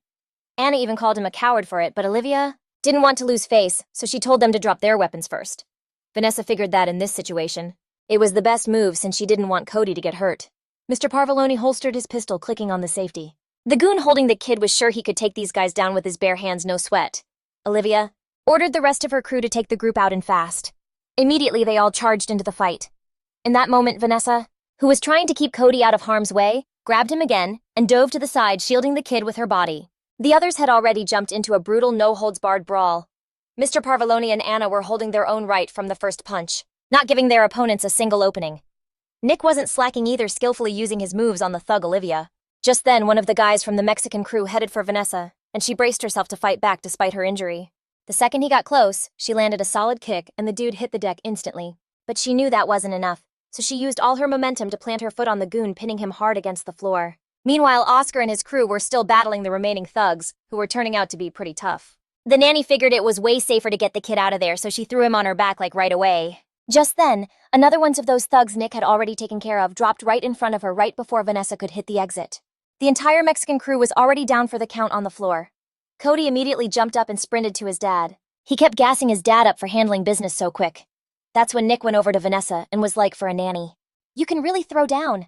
He noticed she seriously reminded him of someone, but he couldn't quite place who it was. So he asked if Vanessa had ever been to Buffalo. The woman tried to answer, but in that moment, she started to collapse and Nick barely managed to catch her. He knew right away she'd lost a ton of blood. Meanwhile, Oscar was ordering his guys to drag the goons to the barn, leaving that job to the help. He scooped her up in his arms and insisted on carrying her to the car himself.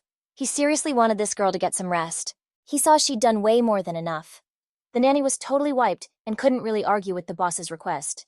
When she opened her eyes again, she was laid up in bed, her arm and head all bandaged. Her entire body was screaming in pain.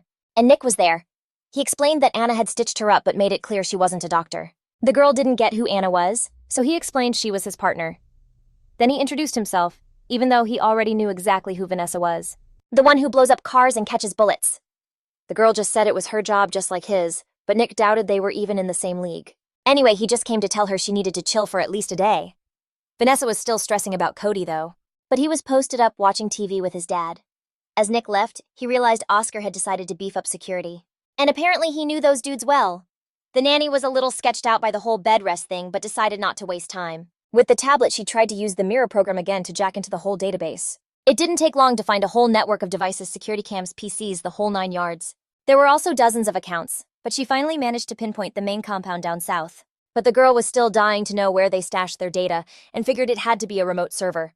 Then Vanessa punched Albuquerque into the search bar and kept digging through the info. Almost instantly, she saw that this server had over 200 files with all kinds of stuff. It was intel on horse races, jewelry, and gambling, among other sketchy rackets. These files held transaction records going back decades, and Vanessa started connecting the dots. Looking at all of it, the girl realized her parents were also part of the mob, and she was not cool with that. For real, she'd suspected her parents were criminals who were apparently laundering cash. They were funneling it through casinos and races and pushing jewels onto the black market. But then at some point, their whole operation went sideways, which led to some tragic consequences.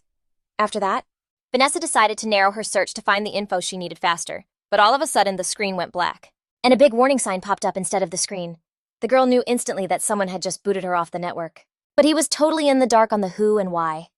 He also figured it might be a hack, and decided it was time to lock things down for real. Oscar's cybersecurity, that is. Meanwhile, in Albuquerque, some kid was posted up surrounded by a ton of screens. He chalked up his hacking attempt as a nice try. That was Simon, who was now bugging about what the intruder was after, and how the thief even managed to get in his house. So Vanessa, after clocking out and meeting up with Julia, asked where Oscar's new crew was at. Julia told her they were chilling in the kitchen, Nick and Anna. They were literally right in the middle of mapping out their next move when the nanny walked in.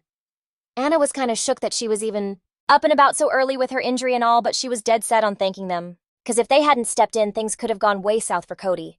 The nanny also gave them props for having her back. But Anna was like, "Don't even sweat it, that's what we're here for."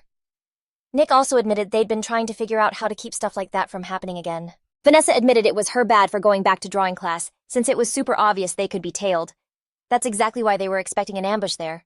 The whole thing was a major bummer, and the nanny was so over being predictable, but Anna was quick to calm her down. She reminded her that it was Mr. Parbalon himself who made the call to keep the classes going. And Nick threw in that since they were on the scene, Vanessa didn't have to cover his 6 anymore. Then the girl was like, "So how long have you two been rolling with Mr. Parvalone?" Anna didn't miss a beat, sharing that they'd been on the same crew with him way before he leveled up to be the big boss's right-hand man. The dude added that Oscar basically tapped them to be his stand-ins before shipping him off to Chicago, which honestly kind of shook Vanessa. When they dropped the bomb that Mr. Parvalone had only been made VP the year before, Vanessa's mind flashed back to that whole period. His wife just vanished, and then like boom, he was instantly promoted to deputy director. The nanny felt like it was a whole set of super sketchy circumstances. Pretty wild, but Anna, catching her vibe, warned her to keep that on the down low and not spill to anyone else. Vanessa could tell they were holding out on her, so she started to press them. Like, why was the deputy director rolling with such a skeleton crew? But she didn't even finish her question, because she clocked something in the closet. She crept over to the door, which was cracked just a bit, and knew deep down it wasn't just some random accident. She pivoted on a dime, saying sorry to Anna and Nick for her out there theories, then admitted she still had to go prep some stewed eggplant for Cody's breakfast. Right on cue, a little kid's unhappy grumble about that dish echoed from inside the closet. Knowing her gut feeling was spot on, Vanessa swung the closet door open and greeted the kid. Cody was just sitting there, all wedged in between the dishes, and he knew his whole spy game was totally busted. Nick lost his footing and came tumbling out of the closet while Anna decided that was her cue to dip and take care of business. But before dipping, Nick couldn't resist shooting the kid a smug grin for his epic fail of a situation. When it was just Vanessa and Cody, she immediately explained that listening in on other people's private talks was super not cool, but the kid started to show he was already clued in on what they were talking about, which kinda took the girl by surprise. Then Cody confessed that last year. Some seriously bad dudes rolled up and snatched his mom, and the kid's dad decided to become a deputy to power up and get stronger, to find her and bring her home safe. Both the kid and his dad Oscar were missing Mrs. Parvalone like crazy. He just couldn't trust the cops to handle the search, but no matter how hard he tried, all his leads went cold, and that really messed him up. Cody also spilled that his dad and his guys were only able to get her ring back, and then he just broke down and started crying. The girl's heart just broke for the little guy. She pulled him into a hug and told him it was okay to just let it all out, that it might make him feel better. But Cody was convinced he was a man now, and that men aren't supposed to cry, so he wiped away his tears and got himself under control. Plus, Mr. Parvalone had told his son that they wanted to take him too, but the nanny swore that wasn't going to happen on her watch. But the kid was skeptical, saying Vanessa didn't know who these people were, and she wouldn't be able to stop them. Seeing that messed up stuff was always happening to them, Cody decided he had to become a bigger storm than anything they could throw at him. Vanessa was stunned to hear that kind of heavy talk coming from such a little kid, and she understood just how tough this all was on him. Cody was also hoping that someday he'd level up to be the boss's right-hand man and hunt down the people who took his mom. He also wanted to make those people pay so they'd never dare to snatch another mom from her kid ever again. And in that moment, Vanessa remembered one night when Mr. Parvalone had started talking about a specific path he had in mind for Cody. But then Oscar had cut the conversation short, and now the girl was finally putting the pieces together. It was starting to click what he meant by that. Vanessa totally got it. This was going to be way harder than anyone imagined. Meanwhile, back in Albuquerque, Simon was freaking out when he saw the systems were under attack. He was scrambling trying to figure out how to fix this, so he went to the doctor's room and knocked, hoping the boss was in there. She was actually home and opened up immediately, asking why he was there. But Simon needed to see the chief. He had a hunch he'd be in the doc's office. She told him to come on in and check, but he was like, nah. He'd rather not see a scene that would make him sick. Just then, Johnny showed up at the door asking what was so important that he had to drop everything. Simon laid it on him straight away that someone had breached their encrypted servers, and it looked like an inside job. The boss pointed out that it was literally Simon's job to stop that from happening. And he shot back that he'd already cut the network, adding that his system was supposed to be a fortress. But they were still siphoning data from the archives. The tech checked the logs, and the Chicago packet was for some reason way bigger than usual. Simon figured someone was trying to inject some malware, but the boss told him to spit it out in plain English. So he broke it down. Someone messed with the mirror program and hacked them. He also showed him how the programs at the Chicago branch were updating faster than he could even track. Plus, a bunch of new security tools popped up over there like they were trying to bury something. Johnny thought it was mad sus that Oscar decided to pull his guys back right at that exact moment. Then the boss decided his nephew was getting a little too comfy and needed a reminder of who held the leash. Johnny immediately started cooking up a plan for Oscar. Meanwhile, Mr. Parvalone was chatting with Anna in his office about some loose ends.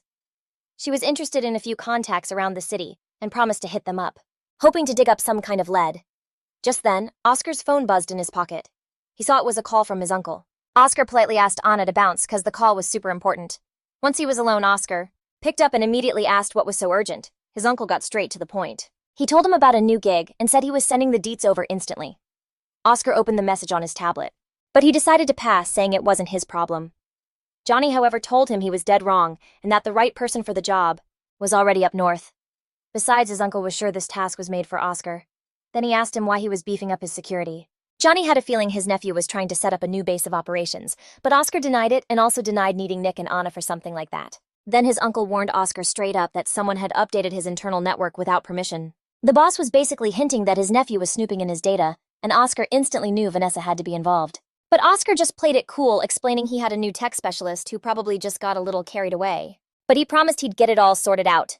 Then Johnny reminded his nephew he couldn't hide from him and gave him the new task, making it top priority. The next day, Cody was kinda bored, because his dad told him he was grounded at home until the nanny felt better. The girl didn't want the kid to be bored out of his mind, so she suggested they play a game anything but swimming. Cody asked what she had in mind, and Vanessa started listing a bunch like hide-and-seek and riddles, but every game she mentioned was, he thought they were super lame and boring, so he crashed back on the sofa, but then all of a sudden he shot up totally stoked. He'd figured out what to play and was like, let's play spies. Vanessa was trying to guess if he wanted to scope out his dad, but the kid pointed to the guards in the yard. They had just wrapped something up out there, but Cody was 100% sure those dudes were up to something sketchy, and he pulled the nanny over to the window. Outside, a bunch of workers were hustling with planks and shovels, and low-key nothing looked sus, but the kid was dead set on his theory. And he was hoping the nanny would be down to figure out what the employees were up to. Vanessa was in, and Cody got totally pumped, adding that for the mission they'd need ninja masks. A little later, rocking balaclavas on their heads, they were creeping down the hall trying to be super stealthy and stay hidden. Then out of nowhere, Mrs. Kenneth walked by and basically promised they'd be ghosted if she ever found out they'd been in her room. After that, the nanny and the kid slid over to the huge window, and Cody spotted a whole mess of branches like the workers were building something. Vanessa gave the structure a quick scan and got a vibe it might be a shed for garden tools, but there's already a whole separate room in the garage for all that stuff. And now Cody was deep in thought, like why would they need a shed too? She was also thinking it was super extra to hire a team of elite guards just for some construction. And then all of a sudden Anna popped up behind them in a bikini and asked Cody if he wanted to go for a swim. He was totally psyched about the idea and immediately bolted to go change into his swim trunks. Vanessa, catching Anna's questioning look, tried to explain they were just messing around. But in response, she just told the nanny to stay out of it and not ask a bunch of questions. Then Anna told the nanny that Oscar wanted to see her and that she'd watch the kid for now. She figured she shouldn't keep Mr. Parvalon waiting, and pretty soon she was knocking on his office door. He opened it right away and invited her in, acting almost too nice. First thing, Oscar asked how her shoulder was doing, and she said it was all good, and that the bullet hadn't even nicked the bone. Then the boss thanked her for making good on her promise to protect Cody, even if it meant risking her own life. But for real, she just acted on instinct without even thinking, because at the end of the day, Cody was just a kid. Then, Vanessa realized the conversation was getting kinda casual, so she just asked what her boss actually wanted. Oscar didn't miss a beat and asked the young woman to find someone else for him, saying it was super important. Vanessa's mind immediately jumped to some new threat, and she glanced out the window at Cody in the pool, but Mr. Parvalon wasn't talking about his son. This time he needed to find someone, and he handed the nanny a photo. When she looked at the face in the picture, Vanessa noticed he kinda looked like Oscar. It was his cousin, and Sir Parvalon figured he was in danger, adding that this whole thing had zero to do with Cody. So now he was asking the nanny for a favor, even though she had sworn she wouldn't help unless it was about the kid. But seeing the look on her boss's face, she could tell he was genuinely hurting. So Vanessa decided to take the job because, hey, she could help someone, and made it clear it was a one-time thing, but that was cool with him, and he thanked her super politely right then. A little later, Vanessa was back to hanging with Cody, and this time they were doing some chem experiments and made a mini volcano. Cody wanted to know why it blew up, and the nanny explained it was all about mixing the right chemicals together. Cody was like, that totally reminded him of Nick and Anna, who were both live wires. Nick rolled up with Oscar and added that it was super sketchy. Even flying solo, Mr. Parvaloni was about to bounce, but first he needed to have a word with Vanessa. She instantly got the vibe of what the boss was asking, peeled off her latex gloves, pulled a slip of paper from her pocket, and handed it to Oscar. She pointed out that it had all the info he needed, and added that their target was currently posted up in San Luis. So the boss gave her a quick thanks, and told Nick to get ready, because they were rolling out in 10 minutes. Oscar leaned into his son, and promised him that he'd be back by the time he woke up in the morning. The kid asked what the big deal was about San Luis, but his dad didn't drop any deets, just told him not to blow up the house. Cody joked, maybe the kitchen though, but said that was a conversation for Mrs. Kenneth. His dad also told him to stay out of the garden while it was under construction. Just then, Vanessa peeped out the window and saw that even though the shed looked finished from the outside, they were still grinding away inside.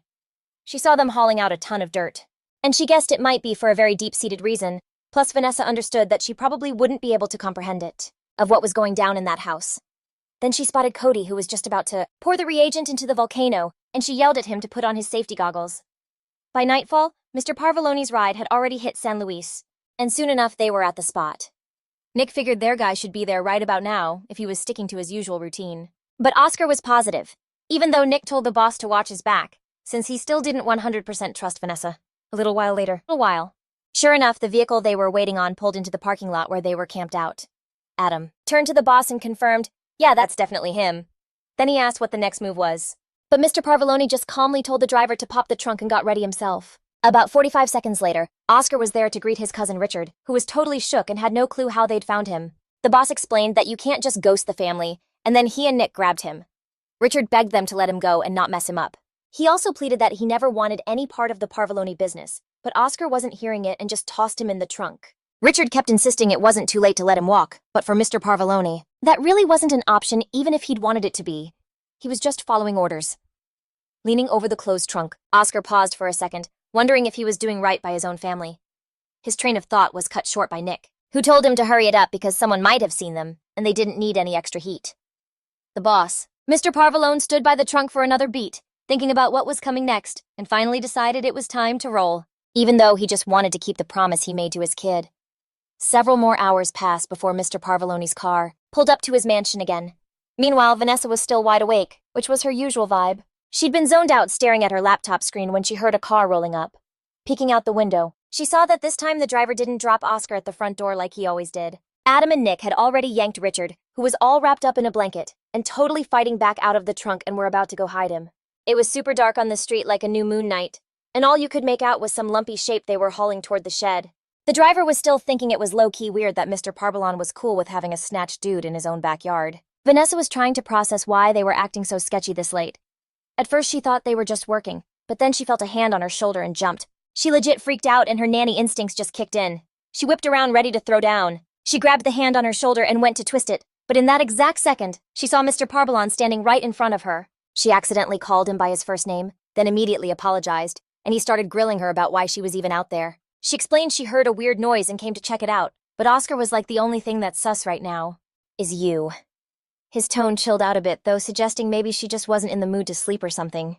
Vanessa said sorry right away, not wanting to make him mad, and asked if she could just go back to bed. She knew she could be on the boss's bad side, but he just let her go and wished her a good night. The second she locked herself in her room, she leaned her back against the door, finding it hard to breathe, because sometimes Oscar got way too up in her personal space. She calmed down a little, though, and as she lay down, she remembered him telling her to sleep tight. But now, even if she wanted to, there was no way she could crash. Until she figured out what in the world was going on.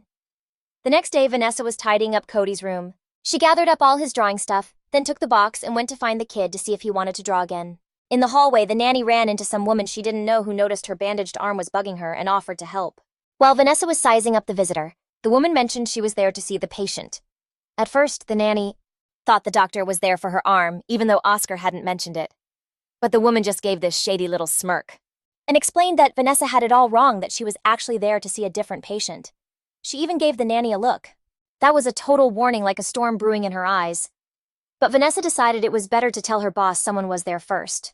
Before just letting her in, Anna popped up out of nowhere, almost like she'd been waiting for her, and she announced that she would handle it herself. Then the two women said hey to each other, and the nanny realized they were obviously old friends. Anna went over to Vanessa and told her to go check on the kid, promising her that everything was totally fine. Meanwhile, Mr. Parvalon was still vibing in his office, staring at a prepped syringe. The door suddenly flew open and Nick told the boss their long-awaited guest had finally arrived and was waiting. The news seemed to get Oscar a little hyped.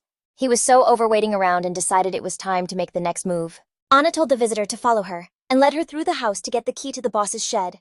As they got to the door, one of their crew started banging on it, immediately announcing that the doctor was here. In a room nearby, Vanessa heard someone in the hall trying to get her boss's attention. She decided she had to see what was up, so she carefully peeked out her door and saw Anna with the visitor. Peeping the nanny's sus vibe, Cody tried to dip and see what was up, but Vanessa totally blocked him. When she shut the door again, the kid was bugging, like why couldn't Anna get into his dad's office? Vanessa figured the kid had a point, and realized these people were definitely up to something. Cody started freaking out again, trying to bust through the door to scope out the scene. But the nanny wasn't having it, knowing he'd just stir up drama right then. Then it clicked for her. She remembered Anna telling her to go keep the kid busy. Vanessa now got that it was Anna's way of saying Anna was low-key telling her to bounce. To get the kid's mind off it, the nanny was like, let's make a cool card for your dad, 'cause his birthday was tomorrow. Meanwhile, Anna couldn't get a hold of the boss to give him the heads up, because he had already dipped down to the shed and had told Nick to give him a signal if anyone showed. Nick, though, wanted in on the action, 'cause he had to have his boss's back. But Oscar didn't want his boy getting dragged into all that. Mr. Parvalon knew for real that even he might not make it out of this one. Stepping inside, Oscar found himself in a dim room with just a single door. That door hid a secret compartment in the shed way down underground, like a hideout. So Mr. Parvalon started heading down. He flipped on a single light bulb to see. Down there sat Roger, all tied up with his mouth taped shut. Seeing his cousin, he tried to say something, but with the tape it was just a bunch of muffled nonsense, and Oscar wasn't trying to hear any of it from his cousin right now. He just got closer to the prisoner and said sorry for how things went down. Coming up behind Roger, Mr. Parvalon added that in this mess nobody was getting out clean. Not even his cousin. Then he leaned into Roger's ear and told him to be grateful for what he was about to do.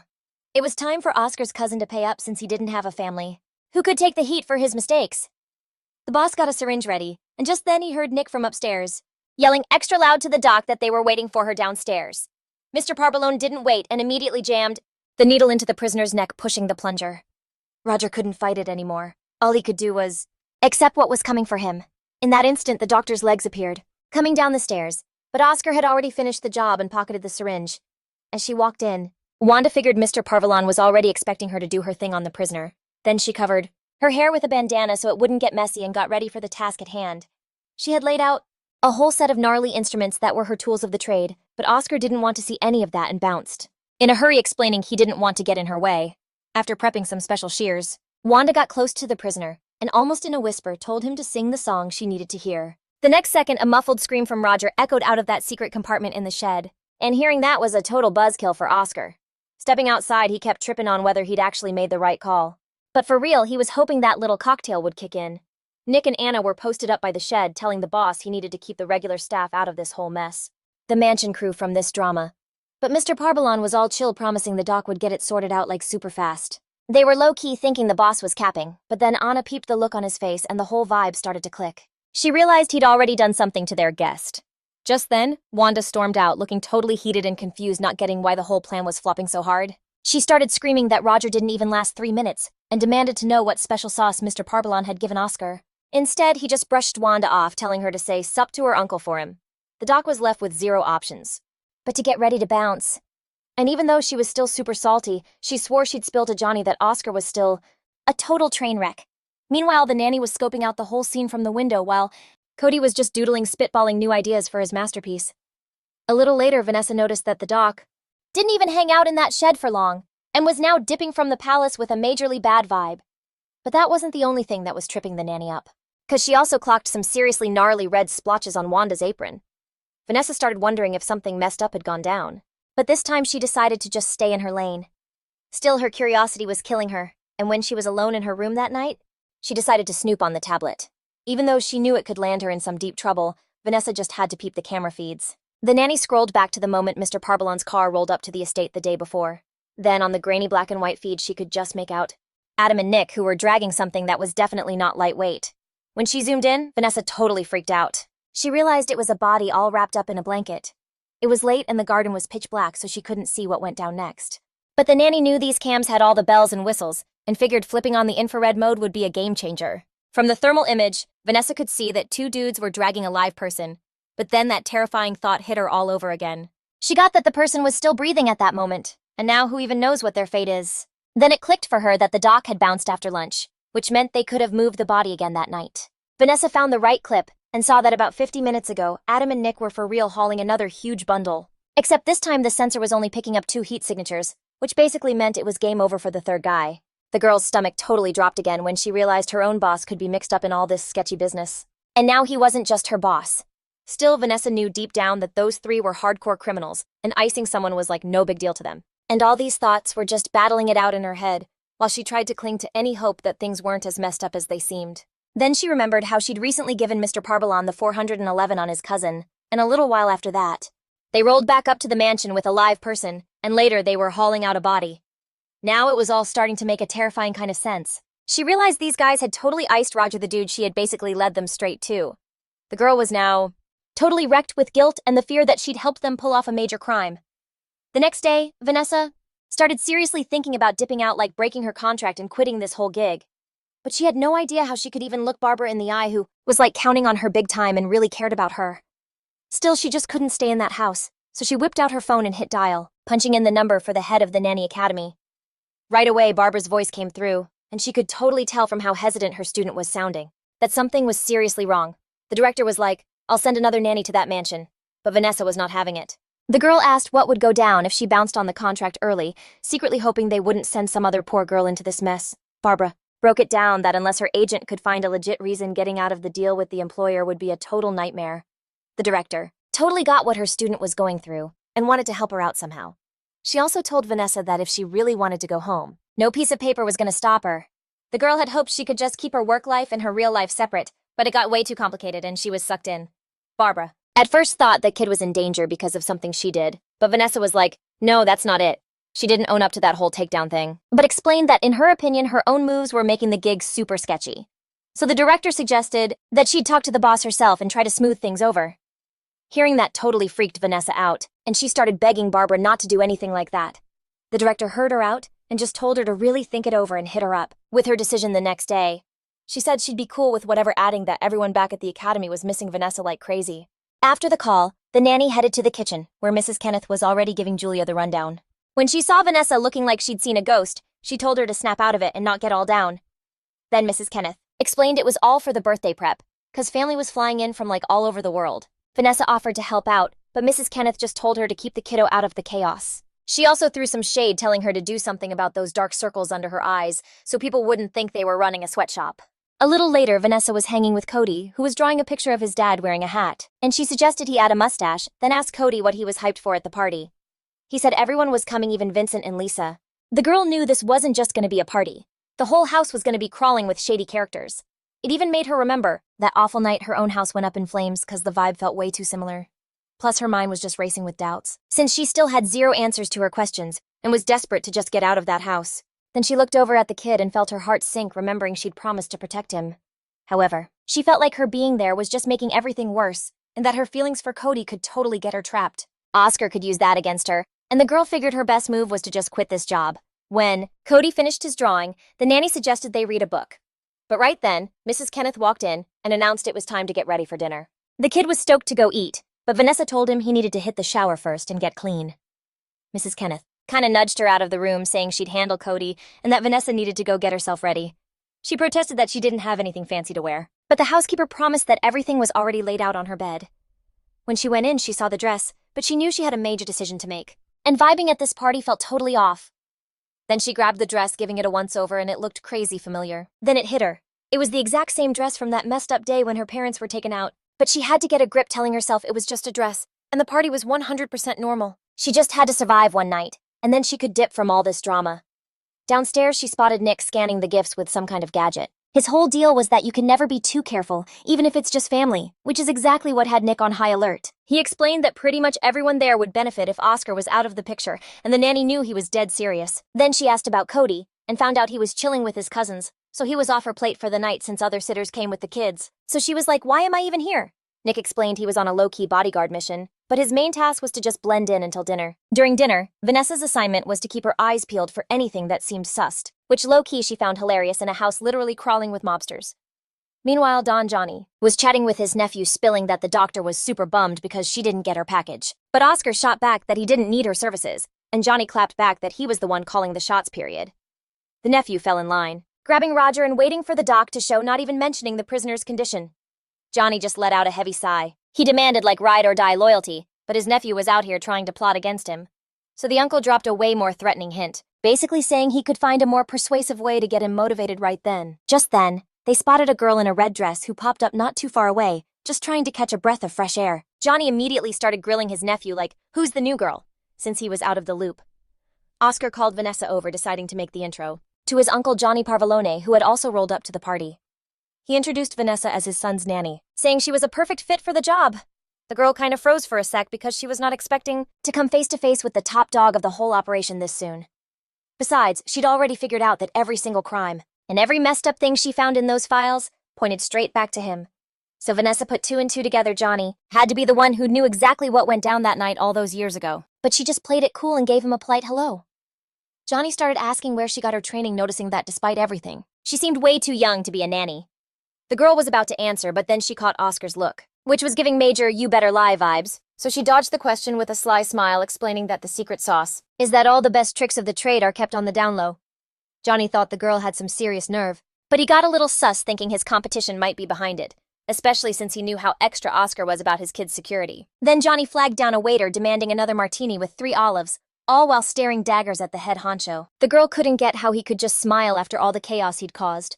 She wanted to bounce like right then and there, cause she couldn't stand it for one more second, and she made a beeline for the exit. Meanwhile, she just caught Johnny calling her some bold chick, like totally different from the rest. Vanessa was so over this place. Like, forget the contract, her promise to the kid, all of it. She was ready to dip like right then and there. But then boom, Nick just popped up in her face. Homegirl literally held her breath cause she was not trying to see anyone at that moment. Nick rolls up on her all like, yo, dinner's ready. But the nanny was like, nah, I'm not feeling it. But he was totally unfazed and was deadass insisting she had to hit up dinner no matter how hard she tried to ghost the whole meal. Nick wasn't letting her bounce, reminding her it was the boss's orders. Stepping inside, Vanessa clocked 3 kids, and one of them was Cody. And these randoms were straight up staring at their bro's hot nanny. The girl peeped that Cody was trying to act like a good host for real, showing her all the cool spots. Vanessa noticed that in that moment, The kid seemed super grown up and had this major confidence vibe. Then it threw her back to when she was a kid, when she had that same kind of swagger. After that, Cody told the nanny the kids were eating at a table that was like off limits to her. The nanny was low-key blushing, but then out of nowhere she heard Oscar's voice offering to walk her over. She was like, "But it is your birthday." But he was all, "Yeah, that's why the boss decides who he eats with." Then Oscar grabbed her arm and basically dragged her along. She was so confused and it was all going down in front of everyone. Later he spilled that she totally had his uncle whipped. But since Vanessa didn't ask, he decided not to bring up her backstory to Mr. Parvillon. He hated being slept on, so he invited her to the table and pointed out her spot. Even with all that, the young woman was shook that the boss actually invited her to the party. In response, he leaned in and whispered that she was part of his crew now. Right then, Vanessa noticed again how the boss had a way of making every sentence sound like a low-key threat. Then she scanned the guests, and like every single one was more famous than the last. There was even some well-known butcher there. Then she spotted some other lady she'd read about, and it hit her any one of these people could be connected to what happened to her parents. Some dude came up to talk to her, introduced himself as Kyle, and she already knew he had a rep for being a total player. But she just kept it chill and introduced herself, and he was like, "First time seeing you around." Then Kyle guessed she worked for the birthday boy, and she confirmed that was the deal. The guy also clocked that she was super tense and told her to just chill out. He pointed out that nobody cared, then got all shady squinting his eyes, and adding that nobody cared asterisk except asterisk Mr. Parvillon. Vanessa glanced over at Oscar and saw he was staring her down too. Kyle added that you could never really read the boss's vibe. Like if he was into it, pissed, or both. He also admitted that he and Oscar were like third cousins or something since they had the same great-grandma. Kyle was bummed that Roger's brother couldn't make it to the party, but Vanessa made it clear that it wasn't her problem. She was just there to do her job. But for real, the girl felt awful. Being around so many people was just too much. Then her eyes went back to Mr. Parvillon, and she couldn't figure out why he kept staring at her. She also figured Oscar was suspicious of her, like thinking she was about to pull something sketchy. Then they served the last course, and Kyle suggested she roll with them to the library, where they were going to serve dessert, but Vanessa passed, and the guy finally said it was cool meeting her. He also dropped that a bunch of them were about to bounce up north, so maybe they could link up more often. The girl was like, "OMG, that's epic," and totally bolted from the room. Then boom, she runs right into Mrs. Kenneth in the hallway, who asked her to take Cody to his room because he was wiped, which was low-key, the perfect escape she needed. So without skipping the beat, she scooped him up and headed for his room, even though Cody hadn't even touched his cupcake yet. But the nanny promised him he could totally have that treat for breakfast. But she had this gut feeling it was going to be her last sunrise with the little dude. After tucking the little guy in and saying goodnight, she dipped out of his room, and right away her thoughts started swirling like a tornado. As the door clicked shut, Vanessa just leaned against it, whispering a quiet goodbye to that little rascal. And then like right on cue, she hears her boss's voice behind her, all like, "Knew it would go down like this." She whipped around, but for a sec, she was totally speechless, not knowing what to say to Mr. Parvillon. He added that her vibe was way off all night, and it wasn't just him who clocked it, everyone did. And though he didn't know the tea, he advised the nanny to get her act together because they couldn't be out here looking weak. But the girl just cut him off, saying that was cap, and then admitted she was salty that he'd lied. So Oscar was like, "Oh, really? What exactly did I lie about?" And the girl took that to mean he'd already lied to her a bunch of times, but Mr. Parvillon just repeated his voice getting kind of scary. His question about what he lied about. And that's when Vanessa just snapped, spilling that she knew what Oscar did to his cousin. She clapped a hand over her mouth, totally shook that she'd said way too much, even though she was already planning on ghosting this job anyway. Oscar didn't even try to deny it except for his first line, and swore he'd never actually lied to her, which got the girl so heated at her boss for not even lifting a finger to help Roger, even after saying he was in deep. But Oscar shot back that he never actually said he was going to help him. So technically his words weren't a lie. Then the girl started going off on how he played her, even though she wanted zero part of his shady business. He tricked her into helping him, but Oscar claimed his back was against the wall. Then he flipped the script and accused the nanny of lying, saying when he gave her network access, she promised to only check the need-to-know files, but she didn't get why that was even a thing right now. Mr. Parvillon explained that when she started digging around, she probably thought she was being all stealthy and no one would notice. Vanessa figured Oscar had sniffed her out, but he was like, "Wasn't me."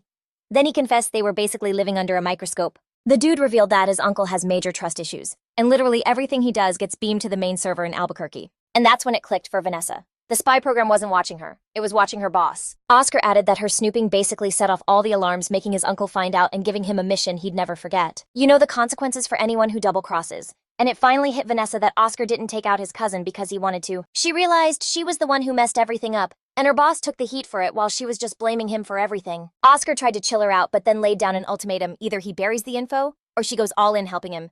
And now Vanessa was facing an even bigger, scarier choice, and she was totally drawing a blank, not knowing what to say, and she couldn't figure out why this was on her to decide. But he reminded her she was the one who went digging into his family's dirt and hacked the system, so she just apologized to her boss, trying to explain it was just curiosity, like she had no clue someone would actually get iced over it.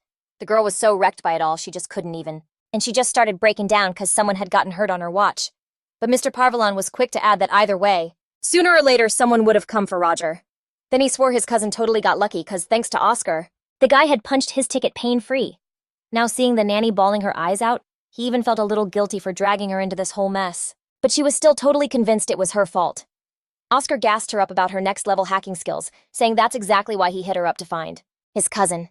He knew that any hesitation could have made things go south, and that his uncle might have started questioning his loyalty. What she couldn't wrap her head around was why Oscar hadn't just canned her right after she helped him save his rep. Everyone's got their secrets, and even though the boss wasn't lying to her, it didn't mean he was spilling all the tea. Still, he trusted her to watch Cody's back. Then Mr. Parvalon got all up in her personal space, took her hands and basically begged her to stay, confessing he knew she wanted to bounce from this house. He knew all this was way too much for her, but he was hoping she'd stick around. Oscar was adamant that both of them, the kid and himself, needed Vanessa in their corner. Even though it seemed like Cody was safe, she just couldn't figure out why her boss was so damn sure he could get through to her, especially when she felt her own resolve starting to crack. But she shut Mr. Parvalon down like right away, telling him she needed space to think, and then just booked it away from him. Oscar didn't follow, just chilled in the hallway, hoping she'd make the right call. Meanwhile, she was already holed up in her room trying to get her head straight and just figure out what she was even doing. Vanessa's brain would just totally short-circuit every time Oscar looked at her like that. She knew he was totally using her soft spot for Cody against her. By now, she'd seen so many different sides to his personality. She remembered how he'd get so pissed, but also how he was so gentle when he found her sleeping on the floor and leaned down to wake her up without freaking her out. She also remembered that day at the pool when they all had a blast together, but she could never forget all the times Parvaloni whispered threats right in her ear. She just couldn't decide which of those personalities was the real him, and she wondered what if they were all part of the same package. She also flashed back to that talk in the garden when Oscar was about to spill on his whole purpose with Cody. She vividly remembered how he was straight up furious, explaining that his dad couldn't trust a single soul after losing his wife. Parvalon's whole fear about his uncle doubting his loyalty was weighing on Vanessa too. It felt like Oscar wasn't as in control as he pretended to be, and that he totally didn't pick her for the reason he claimed. She got that she couldn't give him her full trust, and that she'd only seen the boss as bad news, but he turned out to be different. Then again, she noticed that she had broken her #1 rule, don't catch feelings. She had no idea how to stop it, because it was all just digging up some seriously painful memories. For a second, she could have sworn she clearly smelled smoke, but then it hit her, and she slammed into the harsh reality of the situation. The smoke was for real and the house was probably on fire. Vanessa knew she had to check on little Cody like right now, to see if he was hurt, but behind the door the fire was already raging. But at this point, nothing was going to stop her. She was dead set on saving the kid, even wondering if Oscar could make it out alive too. The flames were spreading like crazy and almost torched her, cutting off every possible escape route. But she wasn't about to give up. Covering her nose with her hand to breathe in less smoke, she dove right in to get the job done a second later. She was already in the boy's room where he sat terrified, but the fire hadn't reached them yet. The nanny wrapped Cody in a blanket, explaining to him that there was a fire in the house and that they had to get out quickly. Cody wanted to grab his rubber ducky, which had fallen into the corner of the bed, but there was no time to waste. With the child in her arms, Vanessa ran back down the hallway trying to reach the exit as fast as possible, but her path was blocked by a small collapse of boards that had already burned through and fallen, blocking the path. Vanessa realized she couldn't get out using the stairs anymore, and would have to find another exit. In the distance, she saw the driver who threw the smoke was trying to locate her and little Cody. The young woman yelled that the boy was with her, and that they would try to escape through the window. As she passed by Oscar's room again, now engulfed in flames, the nanny hoped he hadn't been in there when the fire started. Soon they reached a spot where there were no flames yet, but the entire room was full of smoke. The girl had the boy sit down beside her, who kept worrying about his dad, realizing they were trapped. Then the nanny began to push on the balcony door, which was stuck for some strange reason, and she had to struggle, though, with a powerful shove.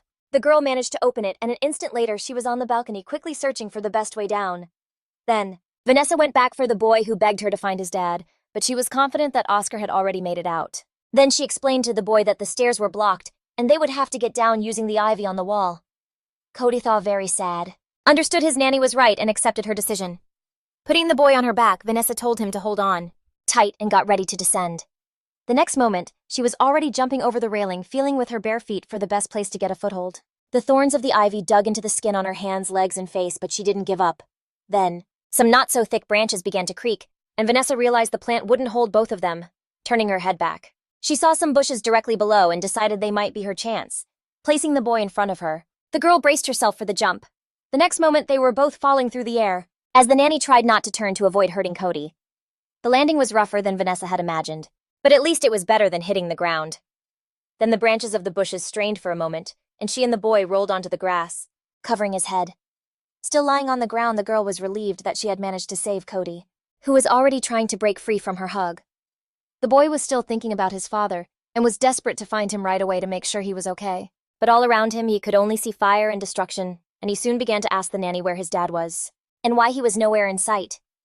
Soon they saw a group of people who had managed to escape the burning building, but Mr. Parvalone was still nowhere to be found. Then Adam the driver showed up, relieved that the boy and the nanny had managed to escape. Vanessa asked if he had seen Oscar, and the driver suspected that his boss might have left through the back hallway. Additionally, the girl didn't understand why the alarm hadn't gone off, but Adam. She was positive this was all a setup.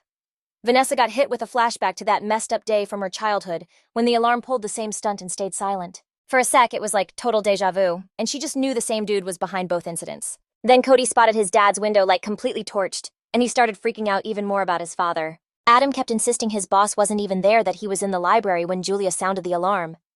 Vanessa was like, why are we even talking about the staff right now? And the driver went on explaining how the maid was just taking some plates to the kitchen when she smelled the smoke. The flames were spreading crazy fast, and she was trying to wrap her head around what could have started it all. Meanwhile, Cody was still a mess, and the nanny figured Oscar was probably with Nico and Anna since they were MIA too. She told the kid to trust them, that everyone was on it just like she was. That's when Mrs. Kenneth showed up. She was doing a head count from a list to make sure everyone got out of the house. She was positive that Oscar and his uncle plus Nick and Anna had managed to bounce through the back door. Then she overheard some people wondering who the real target was, like who was this fire even for? I mean, it was obviously a family's crib. But the Don is here too, and getting to him is no joke.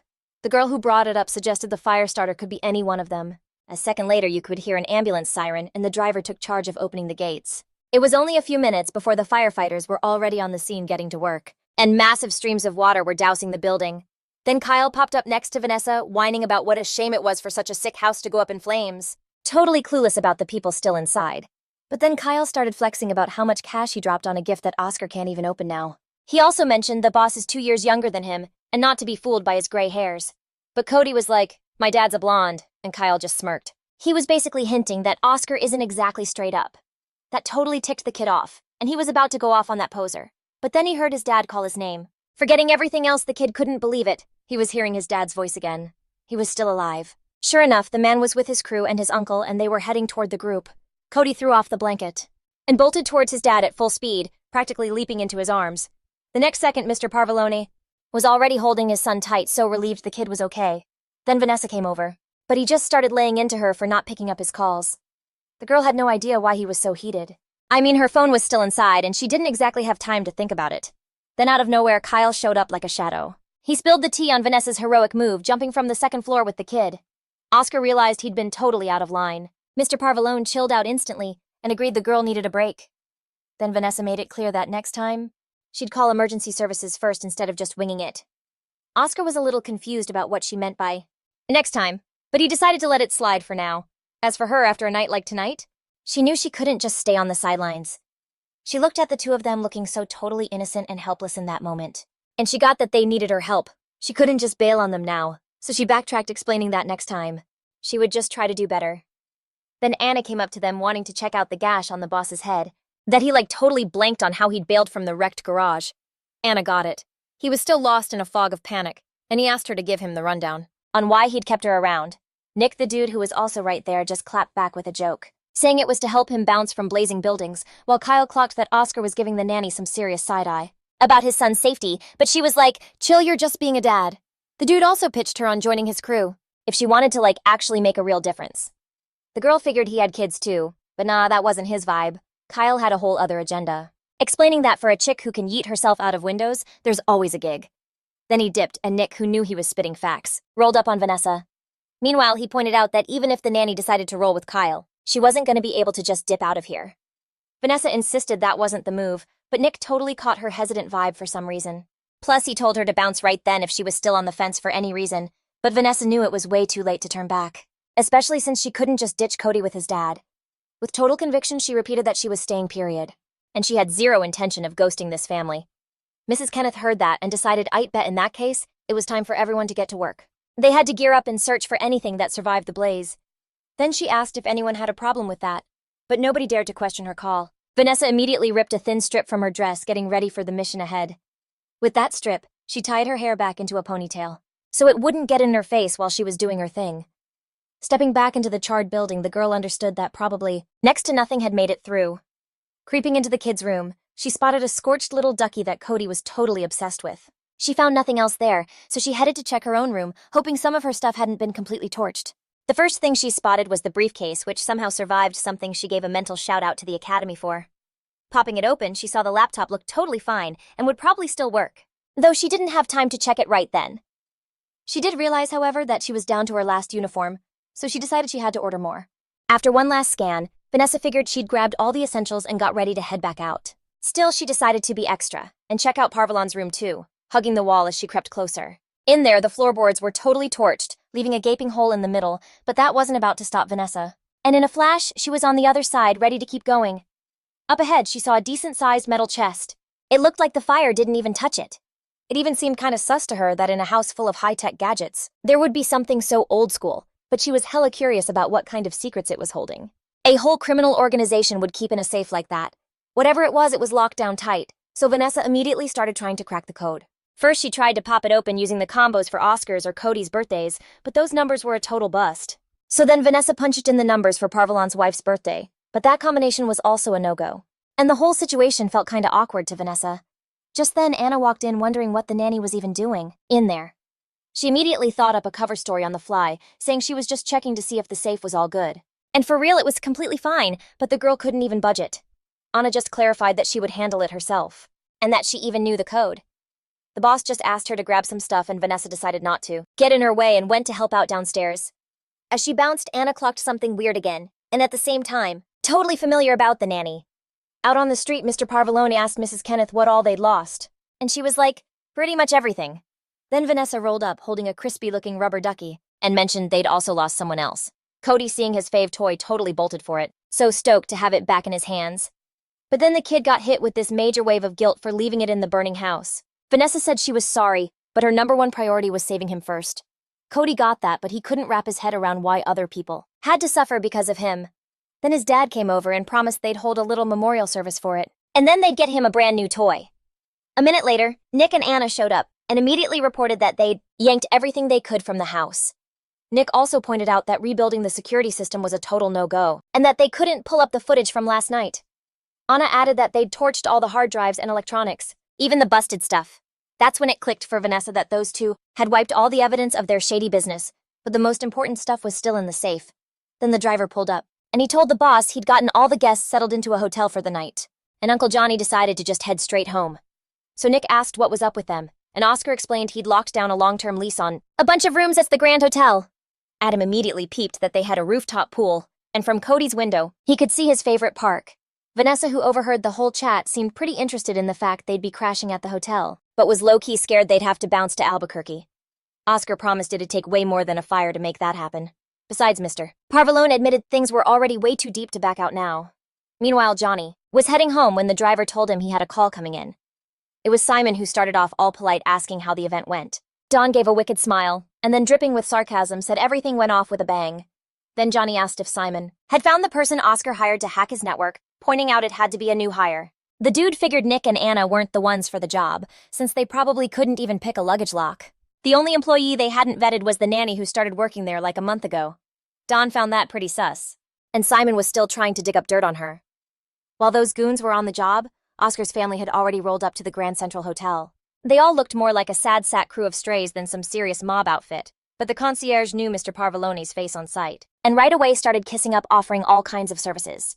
Nick stepped in immediately, explaining that his boss had a super rough night so he'd catch up with him tomorrow. Then Anna came over, planning to hash out the living arrangements at the hotel with the concierge. Meanwhile, Vanessa was scoping out the lobby, thinking it looked pretty clean and totally spotless. Out of nowhere, she heard Adam's voice behind her, totally geeking out over how bougie this place was, and saying they were gonna crash here for a minute. Their convo got cut short when Mrs. Kenneth rolled up and handed them the key cards for the rooms. She put Julia on room duty and laundry, saying she didn't trust the local staff to handle their stuff. As for Adam, his gig was the same. He had to try and snag a sweet spot in the parking garage, which he was totally cool with. But first he was dying to just chill for a bit.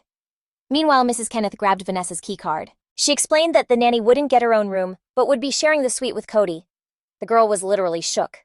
Like she'd never even dreamed of living in a suite, and Vanessa had zero clue how to even handle hotel life. She'd never even stayed in one, and was already bugging out about sketchy stuff happening in the elevator. She chilled out a little, remembering she'd be close to Cody, cause that kid had been through so much. It wasn't even about losing their stuff or the house. It was just that his sense of safety was all the kid had left, and that had been ripped away from him just like his mom was. She was really hoping Cody hadn't crashed out yet. The nanny knocked, but Mr. Parvalon answered, and for a sec she totally thought she had the wrong room. But then she heard Cody's voice, who'd already called dibs on a room and was telling his dad to pick another one. Oscar invited Vanessa in, getting that she was probably super wiped too, and didn't want to bug her right then. The girl drifted over to the window and gazed out at the sprawling city lights. The view was straight up magical. She remembered what Mrs. Kenneth had said about sharing a room with a boy, and she realized Mrs. K had totally twisted the situation on purpose, but right now she could barely care. I mean, she was already picturing how massive the rooms would be. Then Vanessa walked into a little hallway and realized that on this floor, there were only 3 rooms, one for her, one for Cody, and one for Oscar. That kind of weirded her out. So she suggested to Mr. Parvalon that maybe she should get another room, but he was set on her staying. He wanted her close to his son, and wasn't taking no for an answer. But then it hit her that they'd have to share a bathroom, which made her cringe even harder. Oscar just smiled and told her to make herself at home, kinda hinting they'd be there for the long haul. A little later, Vanessa was tucking the kid into bed. He was curious how long they were staying, but the nanny had no idea. Then Cody asked about the fire alarm. Vanessa promised him everything was all good, saying she'd even light up the curtains to prove it, just so he'd know for sure they were safe. Then she leaned over Cody, who was lying in bed, and promised that for him she wouldn't think twice about sparking up those curtains. The kid thanked the nanny for looking out for him, and she decided to let him sleep, telling him goodnight. As Vanessa left his room, it suddenly hit her that she'd been so swamped she hadn't even showered yet, so she started getting ready to hop in. She hoped the running water wouldn't wake anybody up, figuring they were all already passed out. She just stood under the hot spray for a while, letting it run until she was sure the smoky smell was totally gone. After throwing on a soft robe and brushing her hair, Vanessa realized she could get used to this level of comfort like way too fast, even though she knew it was just temporary. Still, she was totally digging the new setup. Right then, Mr. Parvalon showed up, who she totally thought would be crashed out by now. But when he saw the first aid kit in her hands, he noticed no one had checked on her bruises. She shot back that she'd already patched herself up, but Oscar was dead set on taking care of the wounds for her. He said it was legit the least he could do for her. Even with all the chaos, Mr. Parvalon hadn't forgotten for a second who'd pulled his son out of that inferno. And he apologized to the nanny for coming at her so hard before, but she just said it was her duty. Just like Oscar felt about his, but she was also low-key heartbroken, realizing she couldn't get through to her own son. Then their convo right before the fire flashed in his mind, and he had no clue how he'd handle it if she decided to just bounce. Vanessa promised him that whatever she decided, she would never just ditch Cody. Then she spilled that one time someone had pulled her out of a house fire too. She looked up to that woman so much that she knew she had to be just like her, and now everything she does for Cody is basically because of her. When Mr. Parvalon finished wrapping her leg, she thanked him for being so careful. Oscar was about to head out and crash, but then he remembered there was one more thing he wanted to tell the nanny, so he pulled a small keychain from his pocket. He handed it to her, but she was confused about what the key was for. Oscar explained it was the key to her room. He said she could lock it just in case. He even admitted that on this floor he felt way safer with her around than with Nick, who's always strapped with blades even when he hits the bathroom. Then Mr. Parvalon left her alone. After wishing her a good night, she was left trying to figure out what kind of wild mess she'd just walked into. Back in her room, she was totally wiped. But she knew she had to do more to keep Cody safe. First on the list, go through the security footage from the inn's cameras. She needed to pinpoint any blind spots. Getting a clear view, Vanessa saw the cameras pretty much had the whole place on lock. Plus, there was a concierge at every entrance. The real wild card was keeping tabs on the guests way harder than vetting the staff. On top of that, Vanessa decided Cody was on lockdown, no going anywhere alone period. Then something else clicked, and she wrote a quick letter to Barbara. She told her she was staying and asked for a uniform to be sent over to the inn the next day. Vanessa tried to drag Cody out of the room so they wouldn't miss breakfast, but he was high-key embarrassed to go out looking like that. She promised they'd go on a shopping spree as soon as they were done. Just then, Oscar showed up thinking his son wasn't ready yet. Then the kid came out begging his dad to make the nanny understand that he couldn't show his face in public like this. Nick, who always got a kick out of messing with the kid, couldn't help himself and called him a charming little puppy, while Oscar noticed the hotel pajamas. We're definitely not gonna fly. Cody got bummed out since his dad had a suit. He didn't get why his dad hadn't grabbed one for him, but his pop reminded him that he'd outgrown all his old stuff anyway. The kid had to agree, though, that wearing this was better than going out with no clothes on, and the nanny promised him they'd put a rush order in with the tailor. Now all Cody had to do was put on some super cutesy booties that he absolutely hated. While the kid was wrestling with his shoes, Oscar, Nick, and Anna were debating the need to open some new businesses.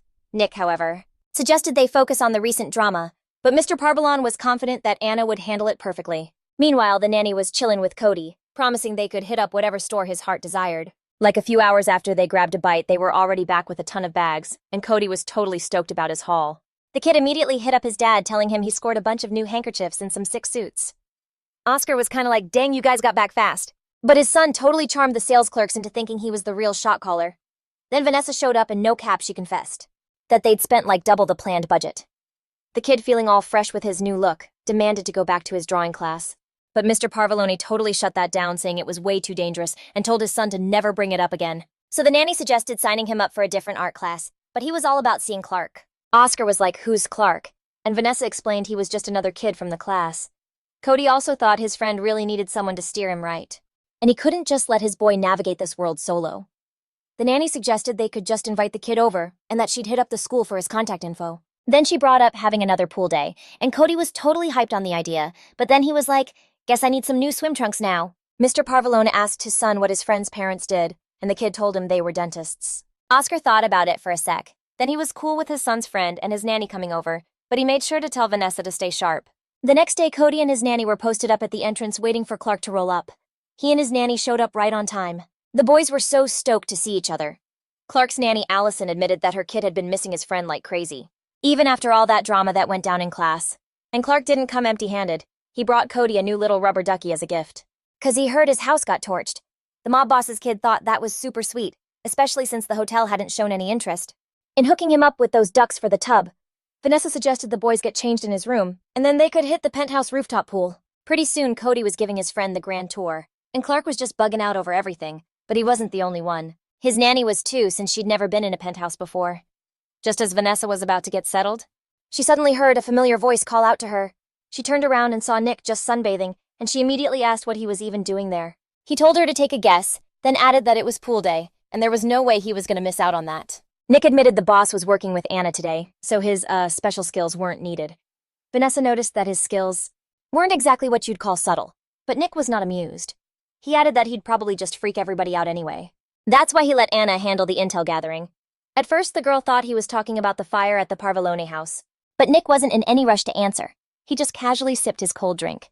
The nanny, though, she didn't look away, so he hinted that she'd basically guessed right. On top of that, Nick figured that someone in their inner circle, or more like someone in the family, could be involved.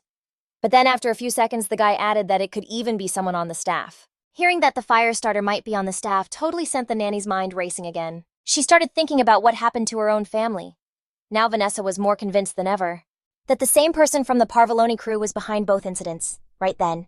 The girl knew she was getting one step closer to the truth, but at the same time, all the sad memories came flooding back. Her thoughts were cut short when Allison asked to borrow the key to her room, the Clark's nanny. She explained the bathroom line was a zoo, and she really had to go, so Vanessa agreed. Then the boys called her over to join their game, and she couldn't say no. Allison went over to Vanessa's backpack, pulled out the key, and glanced around like she was about to pull off a heist or something. Nick thought her behavior was super sketchy, even though he had literally just heard Vanessa give her the okay to take the key. At the same time, the girl was still having a blast in the pool with the kids playing all sorts of games. Cody suggested Vanessa play the shark, but she'd already done that, and proposed Allison give it a shot. The nanny looked around and noticed she'd been gone for a hot minute, which set off alarm bells. Vanessa decided to go check it out and told the boys to keep playing. Then she asked Nick to watch the kids and begged him to give her the room key. Vanessa got a really weird gut feeling, and Nick could also tell something was way off, so the guy called Mrs. Kenneth to come up to the roof and sub in for him. He told Vanessa to go on, and he'd join her once the lady arrived. He tossed her his key, and the nanny bolted up the stairs to find out what Allison was scheming. Hoping she was wrong, she slowly cracked open the bedroom door and peeked through the tiny gap to see what was going down inside. At first, she didn't see Allison anywhere and realized she must be in one of the other rooms. Probably Cody's. She decided to start there, pulling a key from its hiding spot and unlocking the door before throwing it wide open. Vanessa announced that the bathroom was not in this room. Allison freaked out at being caught and started making up excuses, saying she just got lost, but the nanny wasn't listening to her explanations and just shoved her aside. Then she locked the door so Allison couldn't escape, which seriously scared the Clark's nanny. Next, Vanessa asked her why she was really there, and then snatched her bag. Allison got even more scared, realizing the owner of the room could totally out her now. Dumping out the contents of the bag, Vanessa saw several items including pliers and a screwdriver. She also found a homemade listening device that Allison hadn't had a chance to install yet. The mob nanny started grilling the captive about how many more mics she had planted, but she wouldn't fess up. So Vanessa decided to use her own skills, and with a trained eye, she instantly cased the entire room. The first thing she noticed was that the alarm clock wasn't in its usual spot, but had been moved slightly. She also saw an extra light blinking on the smoke detector that definitely shouldn't have been there. Inspecting the walls, Vanessa noticed that a fake outlet had appeared on one of them, which was another listening device. Gathering all the gadgets, the girl couldn't understand what kind of monster you'd have to be to plant microphones in a kid's room. Then she heard a knock on the door and immediately heard Nick, whom she quickly let in. Seeing the microphones, the guy decided to take the detainee to Oscar's room before she did anything else. Allison swore she didn't know anything, but Nick wasn't buying it for a sec, and had a hunch the kid Clark was in on the whole thing too.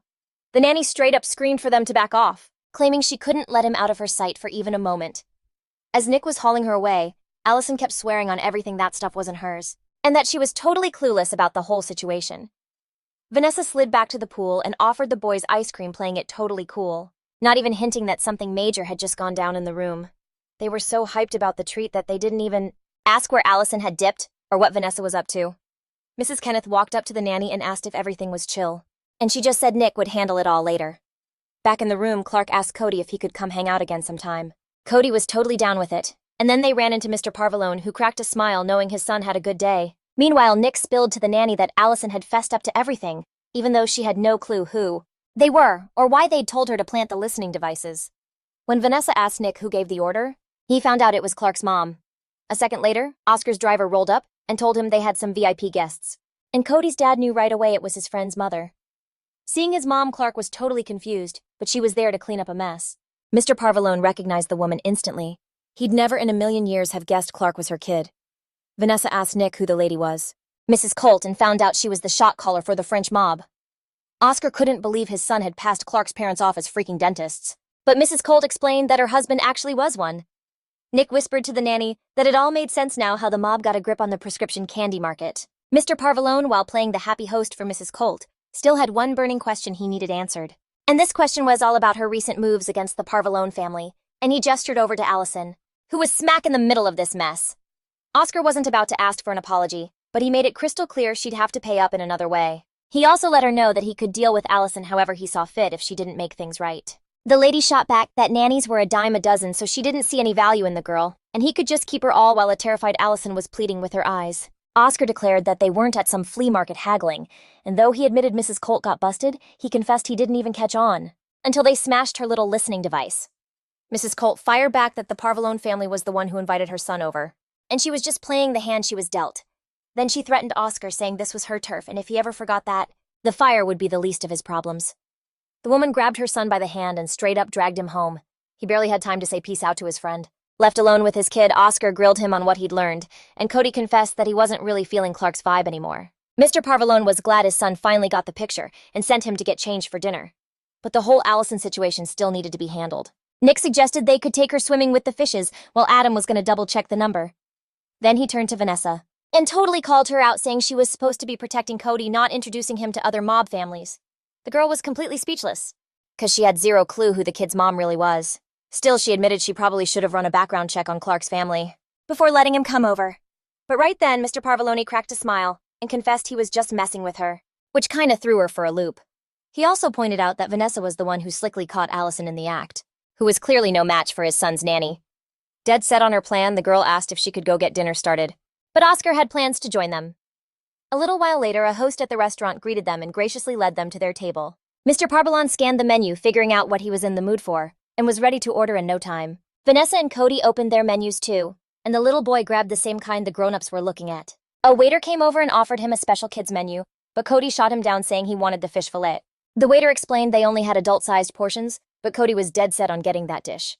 The nanny remembered that Cody had ordered the fillet yesterday and the day before, but never finished it, so she gently suggested he get pasta instead. Right then, Oscar jumped in and ordered the fillet for him, adding a side of seasoned baked potatoes. Vanessa also ordered the albino chicken and pasta, and even though Cody whined about not wanting pasta, the nanny clarified it was actually for her. The kid started doodling on a napkin, and it hit Vanessa that the day's events weren't really weighing on him. She thought it was totally harmless for kids to play together, but she also got that in this city anyone could be an enemy. She had a gut feeling that trying to pull Cody away from his father's world would just put him in even more danger. Glancing at Oscar, Vanessa could tell he wasn't worried, but then again, she could never get a read on what he was thinking. Just then, Mr. Parvalone decided to bring up the fire. It threw Vanessa off that he'd bring it up right then and there. He went on saying that, according to what he'd heard, Vanessa had been pulled from a house fire, and he asked her when that was. Vanessa knew exactly which fire he meant. She just figured her boss had forgotten all about it. But then it dawned on her that Oscar had just been waiting for the right moment, knowing she couldn't dodge the conversation with the kid right there. She'd never told Cody that her house had burned down too, so his ears perked up wanting to know everything. Vanessa started by saying that back then, she was just a few years older than him when it happened. A fire broke out of nowhere at her house. She was terrified and had no idea what to do. But luckily for Vanessa, she had a nanny who saved her from what would have been a sure death. Cody listened to her story totally feeling for her, since she had saved him from the fire too. Then something occurred to the boy and he asked his nanny if she had lost all her stuff since he couldn't stop thinking about his own burnt rubber ducky. Vanessa admitted that she didn't just lose all her stuff in the fire, she lost literally everything. But then she added with a warm smile that she didn't let it get her down just like Cody and his dad. She also promised that kid that before he knew it, their new house would be all ready. And on that note, Cody demanded that the new house had to have a painting room, but his dad clarified it was going to be an exact copy of their old one. So the kid suggested that since the library was toast, they could just use that room instead. Oscar still wasn't totally on board, but the nanny convinced the kid that he needed books too. Cody agreed to keep the few art books in a corner, but he also wanted a pond with ducks in the backyard. Oscar promised he'd pass the kid's requests on to the architects, while the nanny tried to guess what else he was about to ask her. She knew perfectly well that he couldn't lie to kids. They were his one weakness. But Mr. Parvalon just stayed clammed up, and the nanny totally knew it was pointless waiting for him to keep it 100. After dinner, the whole crew bounced from the restaurant, and the staff was just hyping them up nonstop. Later, tucked in bed, Cody was still bugging out, worried Clark's gift was bugged. But Vanessa gave the little duck a thorough once-over, so the kiddo chilled and put his new toy on the pillow, so he wouldn't have to sleep alone. Vanessa waited until the little guy, all bundled up in his blanket, started drifting off and she was about to dip, but then Cody asked if Clark was for real his friend, or if he shouldn't even be hanging with a kid like him. The question totally threw Vanessa for a loop, but she told him that it was really up to the two of them. Even if their parents had beef, that shouldn't mess with their friendship. But Cody was like, family's gotta be ride or die. Vanessa nodded, saying family can be number one, but that doesn't mean you can't enjoy other stuff in life. But Cody had already crashed, and as she left his room, the nanny thought maybe things weren't as bleak as they seemed. Then she headed over to the kitchen where Mr. Parvalone was fixing himself a stiff drink on the rocks. Vanessa didn't just roll up on him for nothing. She needed to talk about something serious. Oscar figured she was talking about his comments at dinner, but she decided to bring up his son instead. So he was all ears, and her mind flashed back to that night in the garden, when he mentioned his endgame. It was still bugging her what Mr. Parvalone's actual plan was for his son. She didn't want to just guess, so she asked him straight up to be real with her about what he had planned for Cody. Oscar had a ton of plans for real, but when it came to his son, he said he'd rather call them dreams. He gave her a long look and added that honestly, that dream was more like a hope. He put his glass down on the table and decided to let the nanny in on what his dream really was. But only her. Mr. Parvalone genuinely wanted his son to be free. But she didn't totally get what he meant by that. So he leaned in and whispered that he didn't want the kid to have a life like his, and he didn't want his son to be some kind of poster boy either. Oscar wanted Cody to have a real, authentic life, and to have the chance to choose his own path when he grows up. Vanessa's mind immediately jumped to the kinds of choices he himself has to make. But Oscar kept going, saying that if he let his son choose right now, he would follow in his footsteps, no doubt. At the same time, he wanted to keep his son close to protect him, but also keep him far away so he could be free. Vanessa saw the catch-22 that he couldn't do both, and that's exactly why he needed her. He couldn't pull it off on his own, but he was sure the nanny would help him shield the kid from all the bad influences. After thinking for a sec, Vanessa realized that meant she'd have to protect Cody from his own dad too. Oscar was cool with that if it was for the best. He asked the nanny again to help Cody find a different path. It looked to her like her boss was sick to his stomach, because he'd never been so openly against the life before. But now he was choosing his words so carefully, and if he was for real about wanting Cody to be safe, the nanny was in. She was ready to do whatever it took to get the kid out of that life, but to do that she was gonna need something.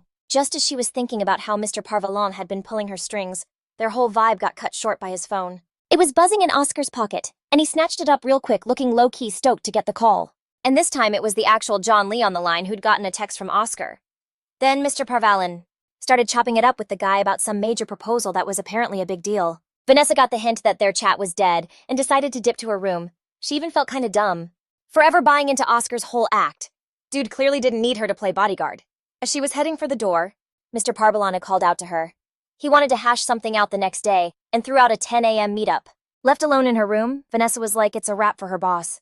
He'd chosen his path, and now she had to focus on the one person in this whole messy ecosystem who could still be saved. The next day, the nanny and Cody prepped a list. The kid asked if his handwriting was on point. He also wanted to cop 2 watercolor kits, but Vanessa advised, grabbing just one for now and the other one later. Just then, Mr. Parvalon walked in, saw the super long list, and wanted to know what the deal was. Cody explained he'd made a list of all the art supplies they needed since a bunch of their stuff got torched. Oscar started reading it, but was confused about needing 2 aprons, and his son clarified it was in case Clark ever rolled through. Cody also knew there was mad beef between their families, but he was sure the Colts would eventually figure out that his family wasn't a threat. Mr. Parvalon confirmed that everything would chill out, and Oscar was even a little shook by that kind of conviction. Then Cody wanted to bounce and go buy everything, but the nanny suggested they hold off until after lunch, because his dad wanted to talk about something. Even though Oscar thought the boss needed him for the meeting, he decided to stick around with his son.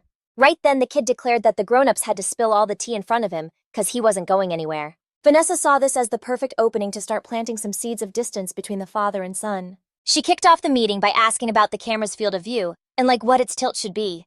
Then she broke down how to dial in the right angle, and calculate it with some math formula. The kid was totally bored and whispered to Oscar to bail before the nanny busted out the diagrams.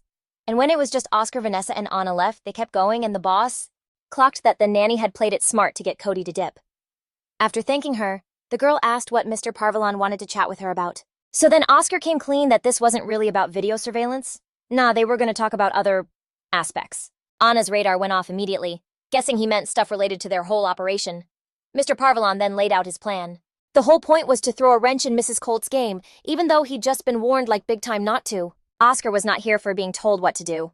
Vanessa was low-key bummed, because she thought this was going to be about keeping Cody safe. But facts, the Colt family's nanny had planted listening devices in her room. Oscar felt that no cap, this totally affected his son.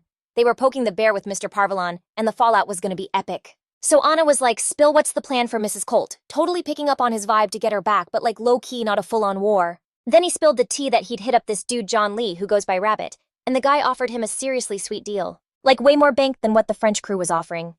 'Cause of his designer bags, Anna's brain went straight to, okay, so Mr. Parbaloni's plan is to totally tank the price on the French and Chinese contracts somehow. But Oscar was like, nah, I'm planning to drop ready-to-go models. The real deal, straight-up Italian quality. Vanessa's mind instantly pictured the French mob selling off these exclusive drops from the factories, while the triad reroutes them to China to cook up some knockoffs. The girl did the math real quick, and realized selling to this boss would mean taking a bigger L just to compete with the French. He was like, bet. But if they dragged their feet, they wouldn't make any bank because the French could lock in a connect with the triad in Chicago. Anna, who was totally tuned into the boss, was like, yeah, that's for sure gonna make the French crew absolutely lose it. But she was low-key scared that wouldn't work either, so Mr. Parbalone was planning to hit him where it hurts. That was his plan B. That's why he pulled her into the meeting. The girl caught his drift immediately and was like, no way am I hacking the French mob for you. But Oscar was like, chill, I just want to ask you something. 'Cause she's like a total pro with this stuff. Then he explained he was curious if the local crew was using crypto to clean their cash. But the crypto exchanges are way more regulated now, which makes the chances of getting busted way higher. Another play could be using those popular online games where you buy stuff with real money. You use the items in-game and it levels you up or boosts your score, whatever the game's rules are. Then you can cash it out to a legit account or send it to a digital wallet, all totally above board. But Anna chimed in that Mrs. Colt was super old school, so she probably had some kind of front business. Mr. Parvalone pushed back, saying she didn't own enough businesses for that. Not to clean that much cash anyway. So Vanessa was like, what about a casino, since tons of people go there? But Anna was sure Mrs. Colt would be totally against it. Plus, she thinks casinos are for peasants. So the nanny suggested something else. Art galleries. And right then, Anna screamed like she just won the lottery because she remembered Colt owns the House of Light. That even surprised Mrs. Parvalone, who totally saw it as a classic old-school way to wash money. Vanessa suggested they try it, but instead of old paintings, use something more modern like auctions with NFTs. That was a huge help to the boss, so he let her bounce. Later, the nanny decided to go clean up Cody's room, and as she was walking, the girl couldn't stop thinking, if she did the right thing helping to poke the bear with Mrs. Colt. The nanny was now second-guessing if she was being a good role model for Cody by getting all mixed up in his dad's drama. But the second she decided to stay, she knew she was signing up for all this mess. Keeping Cody safe meant she had to help Oscar handle and see threats coming. But she was still stressing about it. Was Mrs. Colt actually a real threat to the kid? She was so deep in her thoughts the girl didn't even notice. Anna walking up to her with something to say. She told her she'd managed to recover some personal files that got lost in the fire. And she realized she didn't even know Vanessa's last name. Anna wanted to add her to the records, but the nanny was like, wait, why? Since none of the staff had ever asked before, Anna just gave this sly grin hinting that keeping her last name on the down low might make her look kinda sus. But Vanessa wasn't trippin'. It wasn't a secret, even though she had no clue what Nick's or Adam's last names were. The girl just zoned out, lost in her thoughts, and Anna leaned in even closer, trying to get the scoop on her last name. That's when the nanny finally said Smith. After that, Anna thanked her and bounced. Vanessa totally clocked that she was scheming something, but figured that with the fake name she'd just dropped, Anna was going to hit a total dead end. Later that night, Mr. Parvalon took his son and the nanny to the drawing room. The kid couldn't help but flex about all the gear he'd bought, so he'd always have the right tools ready to go. But then all of a sudden, Cody just froze, his eyes locked on the doors in total fear, like he'd just seen an actual ghost. The nanny who he accidentally bumped into tried to figure out what was wrong with him. It was then that Cody spilled that he'd left his sketchbook back in his room, and that he absolutely had to have it that night. Vanessa had no idea why this was such a big deal, but she got ready to go grab it for him. This whole thing even seemed to amuse Mr. Parvalon, and he complimented the nanny on her quick reflexes, but she was not amused. Oscar could tell the girl was a little salty about it, and he wanted to apologize somehow, but she was already heading off into the elevator. Inside the elevator, Vanessa was totally kicking herself for looking as awkward as a guilty school kid. When she got to Cody's room, she started digging through a massive pile of his stuff trying to find that sketchbook. But then she heard a creak from behind the door, like someone had slipped into the room right behind her. The girl cracked open a thin sliver of the door and tried to peek at what was going on. It was Nick and Anna, and they were arguing about the hit on some money laundering spot, a successful one too. The other side wouldn't be spending that cash. Still, Anna thought the whole thing was way too risky, and was scared it would bring heat on their boss, but Nick corrected her, saying it wasn't for Mr. Parvalon, it was for them. He couldn't get why his partner was so chill with it. Then he added that in his opinion, Oscar was just playing with fire, trying to get ahead in the game. When Anna asked what he meant, Nick reminded her that between the boss and the Don, there was still some serious bad blood, and it all started after that accident a few years back. Anna immediately got spooked and told her partner to drop it, afraid that the walls had ears. But he insisted that Oscar had a pretty solid reason for acting the way he was. At the same time, Nick was seriously hoping Mr. Parvalon would come to his senses, at least for his son's sake. Still, Anna felt like she was missing a piece of the puzzle. Oscar never does anything without a reason. Feeling the first signs of a total freakout, Nick started pacing around the room, mulling over the reason why. Suddenly, he thought he saw something in the next room and decided to go check it out. Vanessa, who was eavesdropping from behind the door, realized the guy had spotted her, and she instantly ducked out of sight.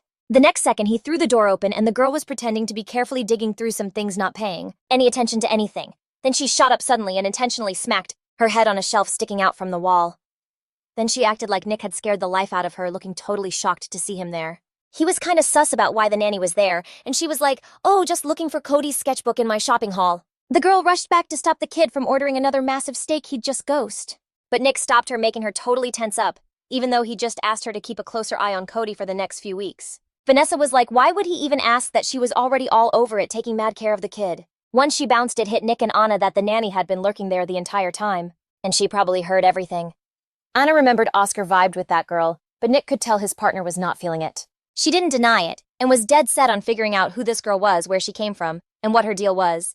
A little later, Vanessa was chilling with the kid at the table. He was doodling in his sketchbook while she did her thing in her own notepad. Then the girl hit him with a question. Like, what would he be if he could be anyone he wanted? Cody, who was totally zoned in on his drawing, didn't really get what she was asking.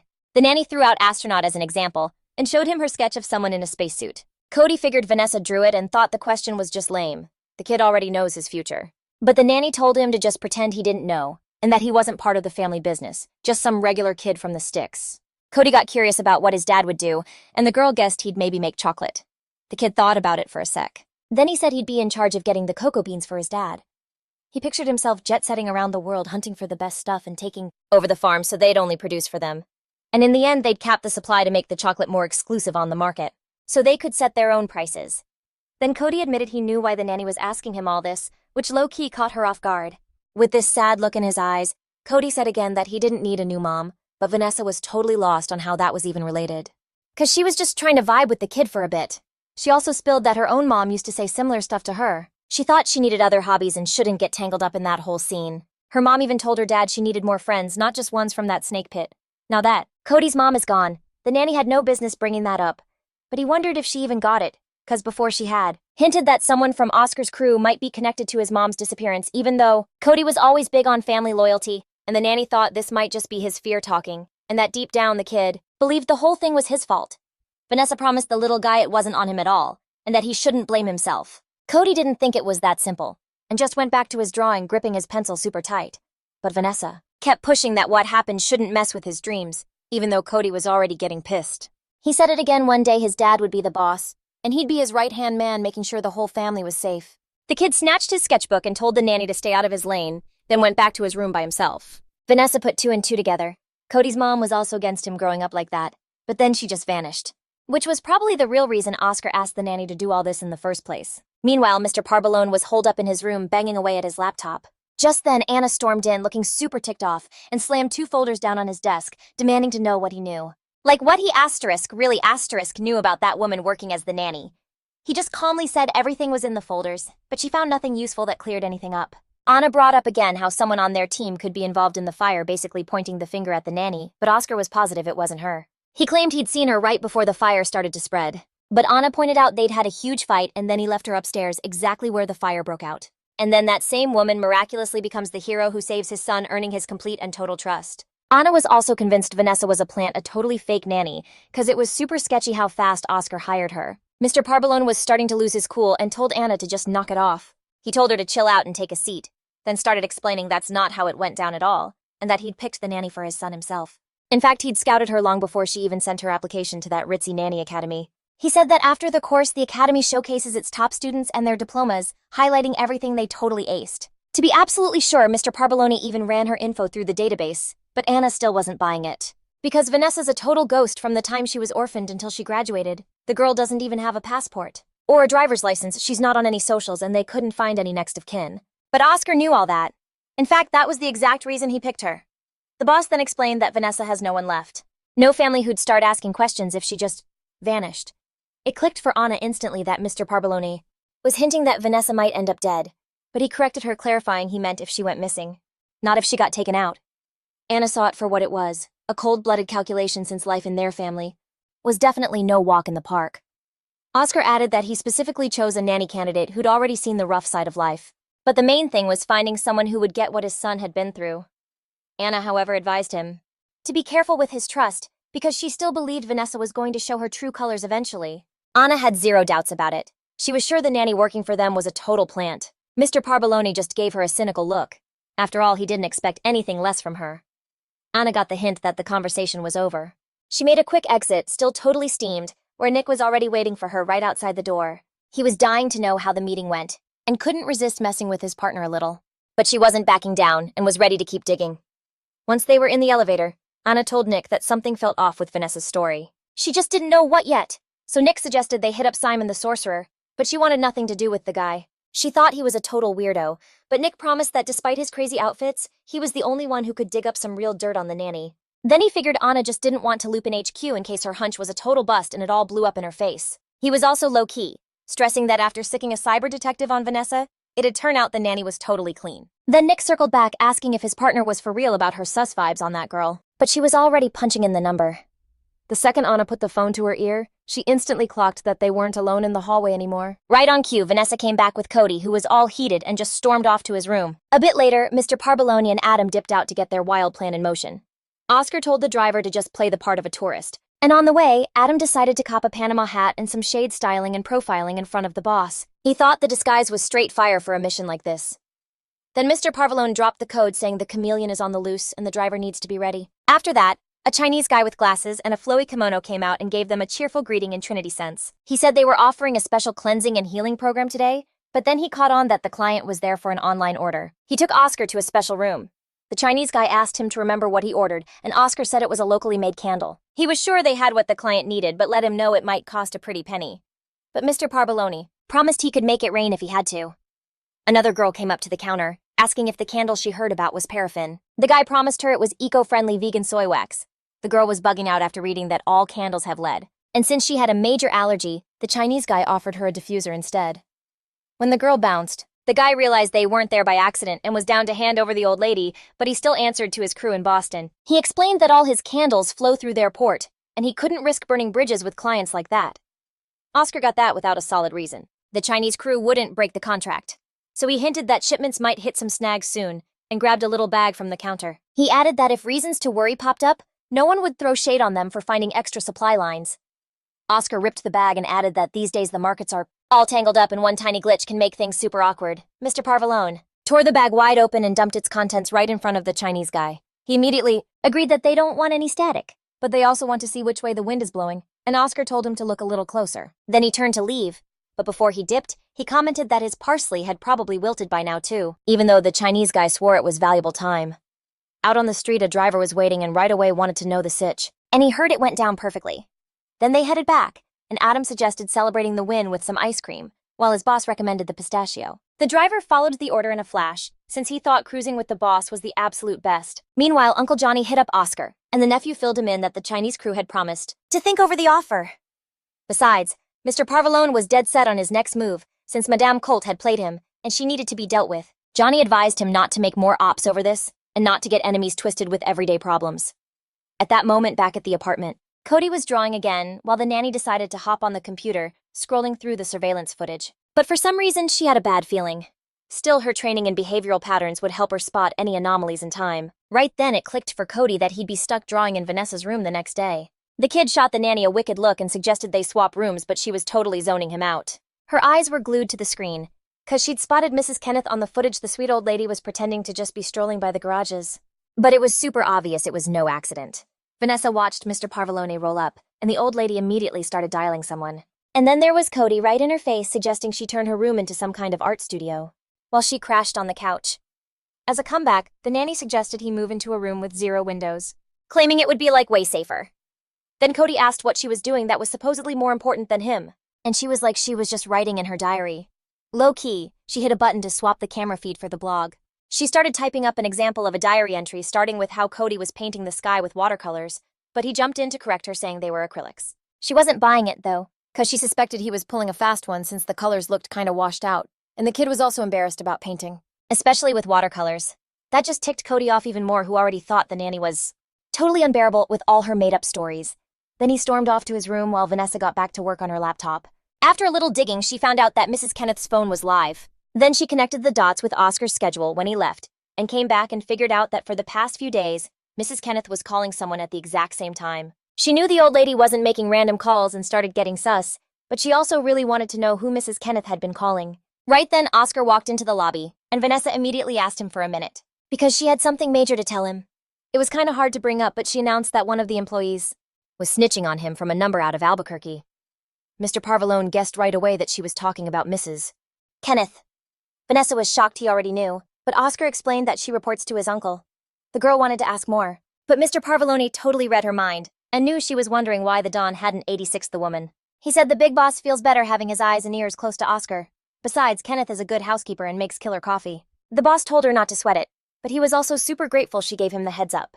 So then Mr. Parvalone started to leave, but he stopped just before hitting the door and turned back to the nanny. He just came right out and said he needed a +1, but Vanessa had no clue what he was talking about. He told her about the auction at the Casa de la Luz. He said Anna is usually his date, but she's out of town right now, which is why he was asking her to go with him. Plus, an extra pair of eyes and a little backup couldn't hurt.